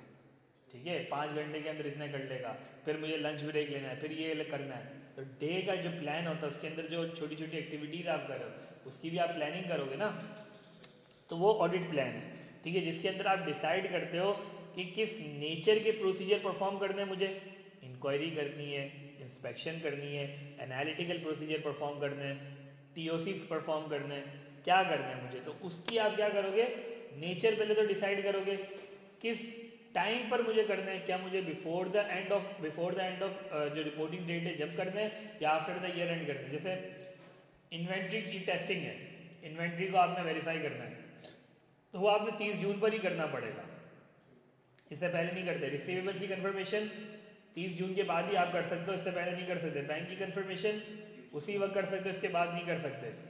ठीक है, समझ में आ रही है। लेकिन अगर कोई ट्रांजेक्शन को वेरीफाई करना है, वो आप 11 महीने के, लेट्स से अभी ईयर एंड आया नहीं है, 11 महीने के फाइनेंशियल रेडी हैं, ट्रायल बैलेंस है, कोई ट्रांजेक्शन उठा के आप टेस्टिंग कर सकते हो उन 11 महीनों की सैंपल में से। 1 महीने में फर्दर आपने काम करना पड़ेगा, लेकिन ट्रांजेक्शन्स को वेरीफाई किया जा सकता है। ठीक है, बात समझ में आ रही है। तो कब प्रोसीजर परफॉर्म करना है और कितने एक्सटेंड मतलब कितना सैंपल साइज होगा, कितने ज़्यादा प्रोसीजर परफॉर्म करना है। ठीक है, अच्छा प्रोसीजर 3 तरह के होते हैं, ये हमेशा याद रखें।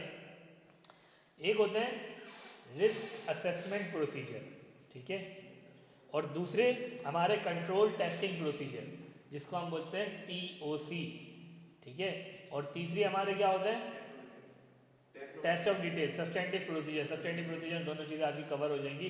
ठीक है, अच्छा जी, अब आता है रिस्क असेसमेंट प्रोसीजर और सब्सटेंटिव प्रोसीजर और टीओसी, इस तीनों में फ़र्क क्या है, जल्दी से बताओ। मैंने शायद मेरे ख्याल से ग्रुप पर भी बताया था, किसी बच्चे ने पूछा था टीओसी और टीओडी का फ़र्क। टीओसी कंट्रोल के ऊपर जो टेस्ट ऑब्जेक्टिव क्या होता है, पता चल जाए कि इंटरनल कंट्रोल सही है या वीक है। इंटरनल कंट्रोल सही है या वीक है, फाइनेंशियल फ्रेमवर्क सही अप्लाई किया नहीं कर रहा, मैनेजमेंट कर सकती है, जरूरत है या नहीं है, क्या फ्रॉड तो नहीं है मैनेजमेंट में। किसका बता रहे हो, test of control, test of control का फ्रॉड तो नहीं है। सेग्रीगेशन वगैरह देखनी है मुझे वगैरह सेग्रीगेशन ऑफ ड्यूटीज, लेकिन ऑब्जेक्टिव क्या है, क्यों कर क्यों रहे हैं ये चीज़ें, करने की ज़रूरत क्या है, कंट्रोल पे रिलाई कर पाएंगे ना फाइनेंशियल जो स्टेटमेंट बना के कंट्रोल पे रिलाई करने की ज़रूरत क्यों है? मैनेजमेंट ने जो फाइनेंशियल स्टेटमेंट बना के दी है वो सही है या नहीं, ये चाहिए। क्या? फाइनेंशियल स्टेटमेंट जो मैनेजमेंट ने प्रिपेयर करके दी है वो टेस्ट करना है कि इसने सही बनाई है या नहीं बनाई। तो डायरेक्ट सब्सटेंटिव कर लो ना। कंट्रोल पे रिलाई वाले चेक करते हैं, अगर कंट्रोल पे रिलाई होगा तो फिर टीओडी के लिए सैंपल इंक्रीज कर देंगे, अदरवाइज सैंपल टाइप डिक्रीज करेंगे। ठीक है, हाँ भाई कंट्रोल स्ट्रॉन्ग तुम भी तो बताओ, बाकी बच्चे जो इधर हैं भाई। सर मेजोरिटी पेपर तो सिनेरियो बेस्ड जाता है ना, बिल्कुल ऐसा ही है चंदा, सिनेरियो बेस्ड जाता है पेपर, ठीक है। हाँ भाई बताओ ना भाई, पढ़ रहे हो अभी चैप्टर?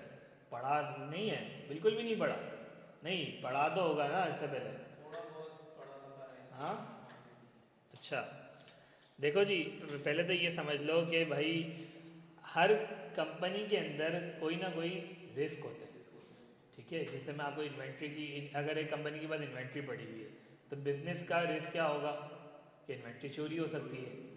उसके लिए वो क्या करेंगे, कैमरे लगाएंगे, ठीक है, ताकि इन्वेंट्री चोरी ना हो। एक दरवाज़ा लगाएंगे, इसको लॉक रखेंगे, ठीक है। तो ये क्या है, ये सारी चीज़ें क्या हैं, कंट्रोल्स हैं।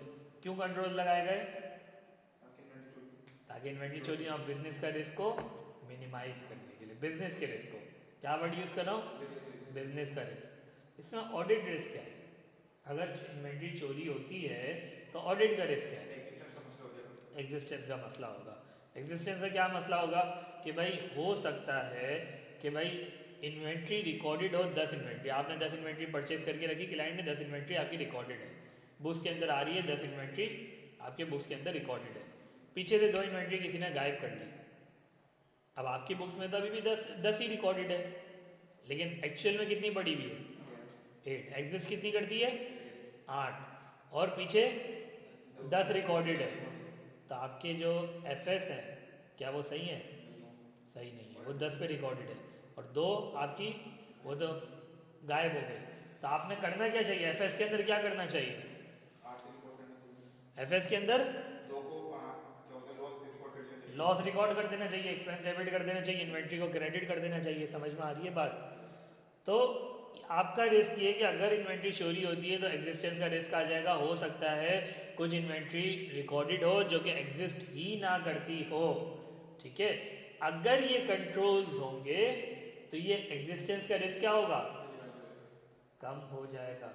जब ये एग्जिस्टेंस का रिस्क कम हो जाएगा तो आपने काम, जब रिस्क कम होता है तो काम ज़्यादा करने की ज़रूरत पड़ती है। कम काम करोगे, आप बोलोगे ठीक है मेरा रिस्क कवर है, ऑडिट रिस्क कवर हो जाएगा। समझ में आ रहा है ऑब्जेक्टिव क्या है, टेस्ट ऑफ कंट्रोल्स क्यों परफॉर्म करते हैं, ये चेक करने के लिए कि ऑडिट रिस्क क्या है इसके ऊपर, ऑडिट रिस्क को एवेल्युएट करने के लिए कि ऑडिट रिस्क कितना है। कंट्रोल्स अगर आपने टेस्टिंग करी और कंट्रोल्स आपने देखे कि हाँ यार कंट्रोल सही काम कर रहे हैं, तो आप बोलोगे यार कंट्रोल सही काम करे तो मतलब फाइनेंशियल स्टेटमेंट के नंबर भी क्या होगा, सही होगा, क्योंकि एग्जिस्टेंस का रिस्क मेरा क्या हो गया, कम हो गया, ठीक है। तो आप सैंपल साइज भी क्या करोगे, कम करोगे। लेकिन अगर कंट्रोल्स ही वीक होंगे तो आप बोलोगे कि भाई इधर तो एग्जिस्टेंस का रिस्क होगा, हो सकता है चोरी हुई हो सकता है अकाउंट्स में गलत हो नंबर, कुछ इन्वेंट्री इधर हो ही ना, तो एग्जिस्टेंस का रिस्क क्या होगा, बढ़ जाएगा।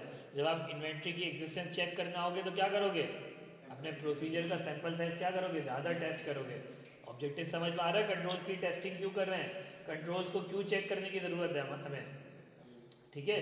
तो सब्सटेंटिव हमारा क्या होता है, डायरेक्ट नंबर को वेरीफाई करना। टीओसी में ऑब्जेक्टिव क्या होता है कि कंट्रोल्स को टेस्ट करना कि कंट्रोल सही काम कर रहे हैं या नहीं कर रहे। रिस्क असेसमेंट प्रोसीजर क्या होता है, रिस्क असेसमेंट प्रोसीजर, वो तो इंक्वायरी ऑब्जर्वेशन तो सब्सटेंटिव भी है। हाँ नहीं, फर्क क्या है दोनों में, ये पूछना चाह रहा हूँ। वो तो सब्सटेंटिव में भी इंक्वायरी है, इंस्पेक्शन है, वो सारी चीज़ें हैं। रिस्क असेसमेंट में भी वही है, रिस्क को आइडेंटिफाई करने के लिए करते हैं, ये इनिशियल लेवल है। देखो सबसे पहले हमें क्या होता है, रिस्क असेसमेंट प्रोसीजर परफॉर्म करे जाते हैं रिस्क को आइडेंटिफाई करने के लिए, ठीक है। फाइनेंशियल स्टेटमेंट लेते हो, फाइनेंशियल स्टेटमेंट का कंपैरिजन करते हो, एनालिटिकली देखते हो, एनालिटिकली बाद में भी देखा जाता है, कंक्लूजन के वक्त भी, ठीक है, परफॉर्मिंग के वक्त भी, लेकिन इनिशियली प्लानिंग के वक्त भी एनालिटिकली देखते हैं। क्यों कर रहे हैं, रिस्क असेस करने के लिए, ठीक है। इंक्वायरी शुरू में भी आप करते हो कि भाई ये चीज़ क्यों ऐसे क्यों हो रही है, वो क्यों कर रहे हो, आपका ऑब्जेक्टिव क्या है, रिस्क को असेस करना है, इधर रिस्क कितना है, यार रेवेन्यू एकदम से इतना ज़्यादा बढ़ गया, इसका क्या रीज़न है। अगर तो वो रीज़न आपको जस्टिफाइड बता देता कि भाई इकोनॉमिकली हमारी बहुत ज़्यादा डिमांड बढ़ गई, आपको लग रहा है यार ऑनलाइन भी डिमांड बढ़ी, आपको लग रहा है कि यार बात ठीक कह रहा है, तो आपका रिस्क क्या होगा, नॉर्मल होगा, ठीक है। लेकिन अगर वो आपको कह रहा है कि हमारी डिमांड, लेट से भाई ऑटोमोबाइल इंडस्ट्री है, वो बोल रही है हमारी डिमांड बहुत तेज़ हो गई है, आप बोलोगे यार लोगों की बाइंग पावर तो है नहीं, डिमांड कैसे बढ़ सकती है, तो बेसलेस बात है। अब रिस्क क्या हो गया, ज़्यादा हो गया, ठीक है। एक बंदा टेक्सटाइल इंडस्ट्री वाला बोल रहा है कि भाई कोविड की वजह से हमारी डिमांड बढ़ गई, जस्टिफाइड बात है, जस्टिफाइड बात है ही नहीं, कैसे डिमांड बढ़ गई, लोग तो घर में बैठे हुए हैं, ना कुछ यूज़ हो रहा है ना कुछ हो रहा है। लेकिन एक आपका स्ट्रीमिंग इंडस्ट्री लाइक नेटफ्लिक्स, वो कह रहा है कोविड के वक्त हमारी डिमांड बढ़ गई, सही बात है। अब बात मान लोगे, रिस्क नॉर्मल ही रहेगा, समझ में आ रही है रिस्क असेसमेंट। इंक्वायरी बाद में भी करोगे, सब्सटेंटिव के वक्त भी करोगे, जब रेवेन्यू को वेरीफाई करने बैठोगे जब भी इंक्वायरी होगी, लेकिन अभी ऑब्जेक्टिव क्या है मेरा इंक्वायरी करने का, रिस्क को असेस करना। पूछा सवाल मैंने अभी भी, ये बाद में भी सवाल पूछूंगा और यही सवाल शायद पूछूं, लेकिन अभी ऑब्जेक्टिव क्या है, रिस्क को असेस करना। क्या रिस्क मेरा ज़्यादा है या कम है, ज़्यादा रिस्क होगा, अगर वो बेसलेस बात करेगा तो मेरा रिस्क ज़्यादा होगा, तो मैं क्या करूँगा, प्रोसीजर्स ज़्यादा परफॉर्म करूँगा, सब्सटेंटिव ज़्यादा परफॉर्म करूँगा। चीज़ें समझ में आ रही हैं, प्लानिंग कंप्लीट, क्लियर। एक दफ़ा जल्दी से देख लो, जल्दी से एक रीड मारो। अच्छा, इसके अंदर जल्दी से कुछ बातें और भी कर लेते हैं। इसके अंदर देखो भाई, अगर तो ऑडिट स्ट्रेटजी या प्लान में कोई चेंजेस की नीड है, लेट्स से रिस्क आपको लगता है प्रोसीजर परफॉर्म कर रहे हो, आपको पता चला कि यार इधर तो ये भी चीज़ है, इधर तो लग रहा है फ्रॉड भी है, फ्रॉड का रिस्क है, तो आप क्या करोगे, अपनी प्लानिंग में चेंज करोगे। या आपको लगता है कि यार इधर 5 बंदे मैंने कम बुला लिए, 10 बंदे चाहिए, प्लानिंग चेंज होगी। तो जब जब आपको लगेगा ऑडिट स्ट्रेटजी या प्लान में चेंज करना, तो आप चेंज करोगे, रिवाइज करोगे, ठीक है। और जितनी भी चीज़ें आपने जो डॉक्यूमेंट ऑडिट स्ट्रेटजी बनाई, प्लान बनाया, उसको रिवीजन करा, आप उसकी डॉक्यूमेंटेशन कर लोगे, ठीक है। अच्छा, एक और चीज़, अगर तो इनिशियल ऑडिट इंगेजमेंट है तो उसमें कुछ एडिशनल कंसिडरेशन करनी पड़ेगी। इनिशियल ऑडिट इंगेजमेंट क्या होता है, जल्दी से बताओ, टाइम क्लास एंड कर दी है, बाद में मटीरियलिटी पढ़ेंगे कल, जल्दी से बताओ भाई, initial audit engagement, first time audit करने जा रहे हैं, ठीक है। हाँ भाई, क्लाइंट आपके लिए पहला, क्या आपने उससे पहले उस क्लाइंट को डील नहीं किया, आपने उससे पहले उस क्लाइंट को डील नहीं करा, आपके लिए पहला क्लाइंट है, वो आपका क्या होगा, इनिशियल ऑडिट एंगेजमेंट होगा। तो उसकी प्लानिंग में कुछ एडिशनल चीज़ें आपने देखनी होंगी कि भाई पहली चीज़, ओपनिंग बैलेंस का भी रिस्क होगा उधर, ठीक है ना। ओपनिंग बैलेंस से रिलेटेड आपने कोऑर्डिनेशन करनी पड़ेगी प्रीवियस ऑडिटर से, ओपनिंग उसके वर्किंग पेपर देखने के लिए, जो भी इश्यूज होंगे उससे रिलेटेड आप उससे क्या करोगे, डिस्कस करोगे क्लाइंट से, ठीक है, पहले से रिजॉल्व करोगे, ठीक है। इसके अलावा फर्म ने कोई अगर क्वालिटी कंट्रोल, लेट्स से अगर तो फर्स्ट इनिशियल ऑडिट इंगेजमेंट होगा तो उस पर ये चीज़ें हम ज़्यादा काम करेंगे, या उस पर परफॉर्मेंस मटीरियलिटी कम रखेंगे, या फिर हम उसके ऊपर EQCR करेंगे, क्वालिटी कंट्रोल रिव्यू करवाएंगे, तो क्वालिटी कंट्रोल पॉलिसीज भी आपकी क्या हो जाएंगी, आपकी फर्म की पॉलिसी भी आपने देखनी होंगी, ठीक है। यहाँ तक क्लियर है सबको, उससे रिलेटेड प्रोसीजर्स होंगे वो भी आप कंसीडर करोगे, उसके हिसाब से अपनी प्लानिंग करोगे, ठीक है। अब जल्दी से आ जाते हैं इंटरिम ऑडिट और फाइनल ऑडिट में क्या डिफरेंस है। इंटरिम ऑडिट क्या होता है, फाइनल ऑडिट क्या होता है, जल्दी से भाई, ऑनलाइन जो लोग हैं। अच्छा जी, ऐसा हम कह रहे हैं कोविड में लोग बाहर नहीं जाते तो फिर क्लोथिंग डिमांड लो होगी, फर्स्ट क्लाइंट, बहुत अच्छे है, बिल्कुल सही आंसर दिया। हाँ भाई, फाइनेंशियल स्टेटमेंट क्लोज होने से पहले ऑडिट नहीं कर दिया, अभी तक का जो काम है planning check, financial statement prepare होने से पहले जो ऑडिट हो जाए, जो अभी तक जो डाटा क्वार्टरली ऑडिट, इंटरनल उस पे फाइनेंशियल स्टेटमेंट ईयर एंड होने से पहले अगर तो आप कोई चीज़ परफॉर्म करो, कोई भी एक्टिविटी करो, उसको क्या कहेंगे, इंटरिम ऑडिट, ठीक है। उसके बाद जो भी चीज़ें करोगे या उस दिन जो भी चीज़ें करोगे उसको क्या कहेंगे, final audit. Normally interim audit में क्या चीज़ें परफॉर्म करी जाती है, फाइनल ऑडिट में क्या करी जाती है, जल्दी से बताओ।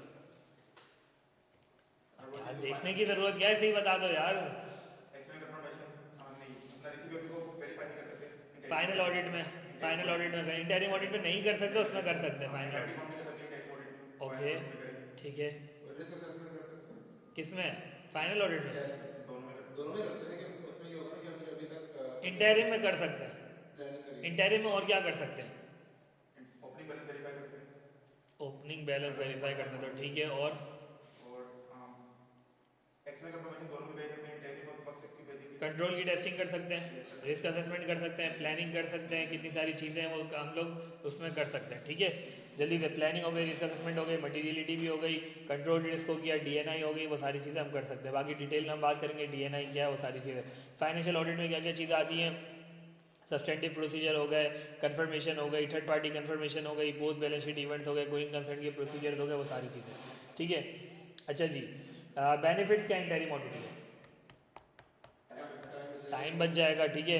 वर्कलोड रिड्यूस, ठीक है। High help in tight deadline, errors identified early stage, more time on substantive, substantive पे ज़्यादा टाइम आप स्पेंड कर सकते हो, ठीक है भाई। क्लियर है, चीज़ें समझ में आ गई सारी? कोई कन्फ्यूजन भाई ऑनलाइन वालों हजरात, कोई कन्फ्यूजन भाई? Interim audit, interim FS audit, एक बच्चे ने सवाल पूछा भाई, इंटरिम ऑडिट ये होता है जो ईयर एंड लेट से आपका है 30 जून से पहले अगर आप जाते हो क्लाइंट पर और कोई एक्टिविटी परफॉर्म करते हो, लेट से अगर आप 1 जून पे जा रहे हो और एक्टिविटी परफॉर्म करते हो, तो आपका क्या होगा, ये इंटरिम ऑडिट कहलाएगा, ठीक है। क्लियर है, समझ में आ रही हैं चीज़ें? कोई ऊपर से तो नहीं कि ऑनलाइन वाले हजरात समझ में आई हैं चीज़ें?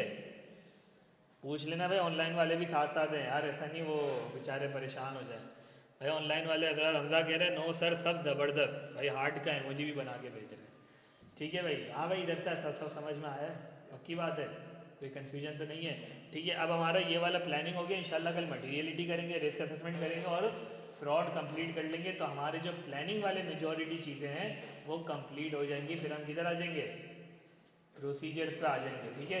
प्रोसीजर वाली चीज़ें करेंगे जिसके अंदर कुछ डिफरेंट आइजाज भी हैं, सब्सिक्वेंट इवेंट होगा, ये सारी चीज़ें होंगे, वो करेंगे। फिर इसके अलावा रिपोर्टिंग की तरफ हम चले जाएंगे, चीज़ें हो जाएंगी। और इंशाल्लाह ड्राफ्टिंग की भी हम प्रैक्टिस करेंगे, कुछ क्वेश्चंस भी देखेंगे, तो इंशाल्लाह वो भी हमारी चीज़ें कवर हो जाएंगी, ठीक है। ज़्यादा तेज़ तो नहीं था, पर ऐसा तो नहीं कि 1.5 महीने के चक्कर में वो कुछ ज़्यादा ही हम स्पीड में जा रहे हो कि ऊपर से ही चला गया। हाँ सही था भाई, सही था ना, पक्की बात है ना, रिलैक्स हो ना सुकून में, ठीक है भाई। क्लास को एंड करते हैं। एसएम पूछ रहे सर इंटरिम, अच्छा एफएस से रिलेटेड आप पूछ रहे थे सर, इंटरिम फाइनेंशियल स्टेटमेंट की भी ऑडिट होगी?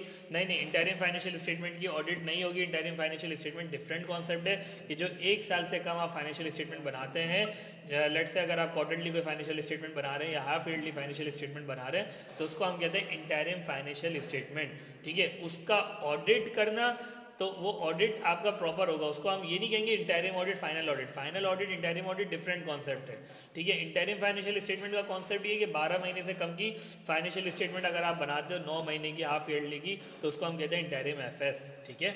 इंटरिम एफएस का ऑडिट बिल्कुल कर सकते हो आप, अगर क्लाइंट आपका चाहता है वॉलंटरीली करवाना तो आप उसका ऑडिट कर सकते हो, रिक्वायरमेंट नहीं है उसका ऑडिट करने की। हाँ, हाफ ईयरली जो फाइनेंशियल होते हैं उसमें लिस्टेड एंटिटीज़ के ऊपर रिक्वायरमेंट होती है रिव्यू करवाने की, ऑडिट की उसमें भी रिक्वायरमेंट नहीं है, ठीक है। क्लियर है सबको? इंटरिम एफएस जो हाफ ईयरली के होते हैं लिस्टेड एंटिटीज़ के, उसके अंदर जो रिक्वायरमेंट है आपके ऊपर वो रिव्यू की होती है, ऑडिट की नहीं होती, ठीक है। कल की टाइमिंग यार मुझे एडमिन से डिसाइड करनी है, ठीक है। आज मुझे थोड़ी लंबी क्लास रखनी थी, वैसे तो बोर तो नहीं होगा मुझे, मेरा तो माइंड था 3 घंटे की चीज़ था। हाँ हाँ, 3 घंटे का ही माइंड था, लेकिन मुझे एक मैसेज आया था कि दूसरी क्लास लगनी है, तो इसीलिए जल्दी एंड, वरना मैं अभी आज है ना ये आपका मटीरियलिटी भी निपटा चुका होता। मटीरियलिटी करेंगे, रिस्क असेसमेंट करेंगे, फ्रॉड करेंगे, 3 तो लाजमी करेंगे, बाकी जहाँ तक हम खींच सके, ठीक है। बाकी मैं मास्टर शीट्स आप लोगों को ग्रुप में दे दूँगा, ग्रुप में सारे हजरात है ना ग्रुप में, ठीक है। मैं ग्रुप में शेयर कर दूँगा, मास्टर शीट्स आपको मिल जाएंगी, क्विकली रिवीजन हो जाएगा, ठीक है। देखो मुश्किल नहीं है,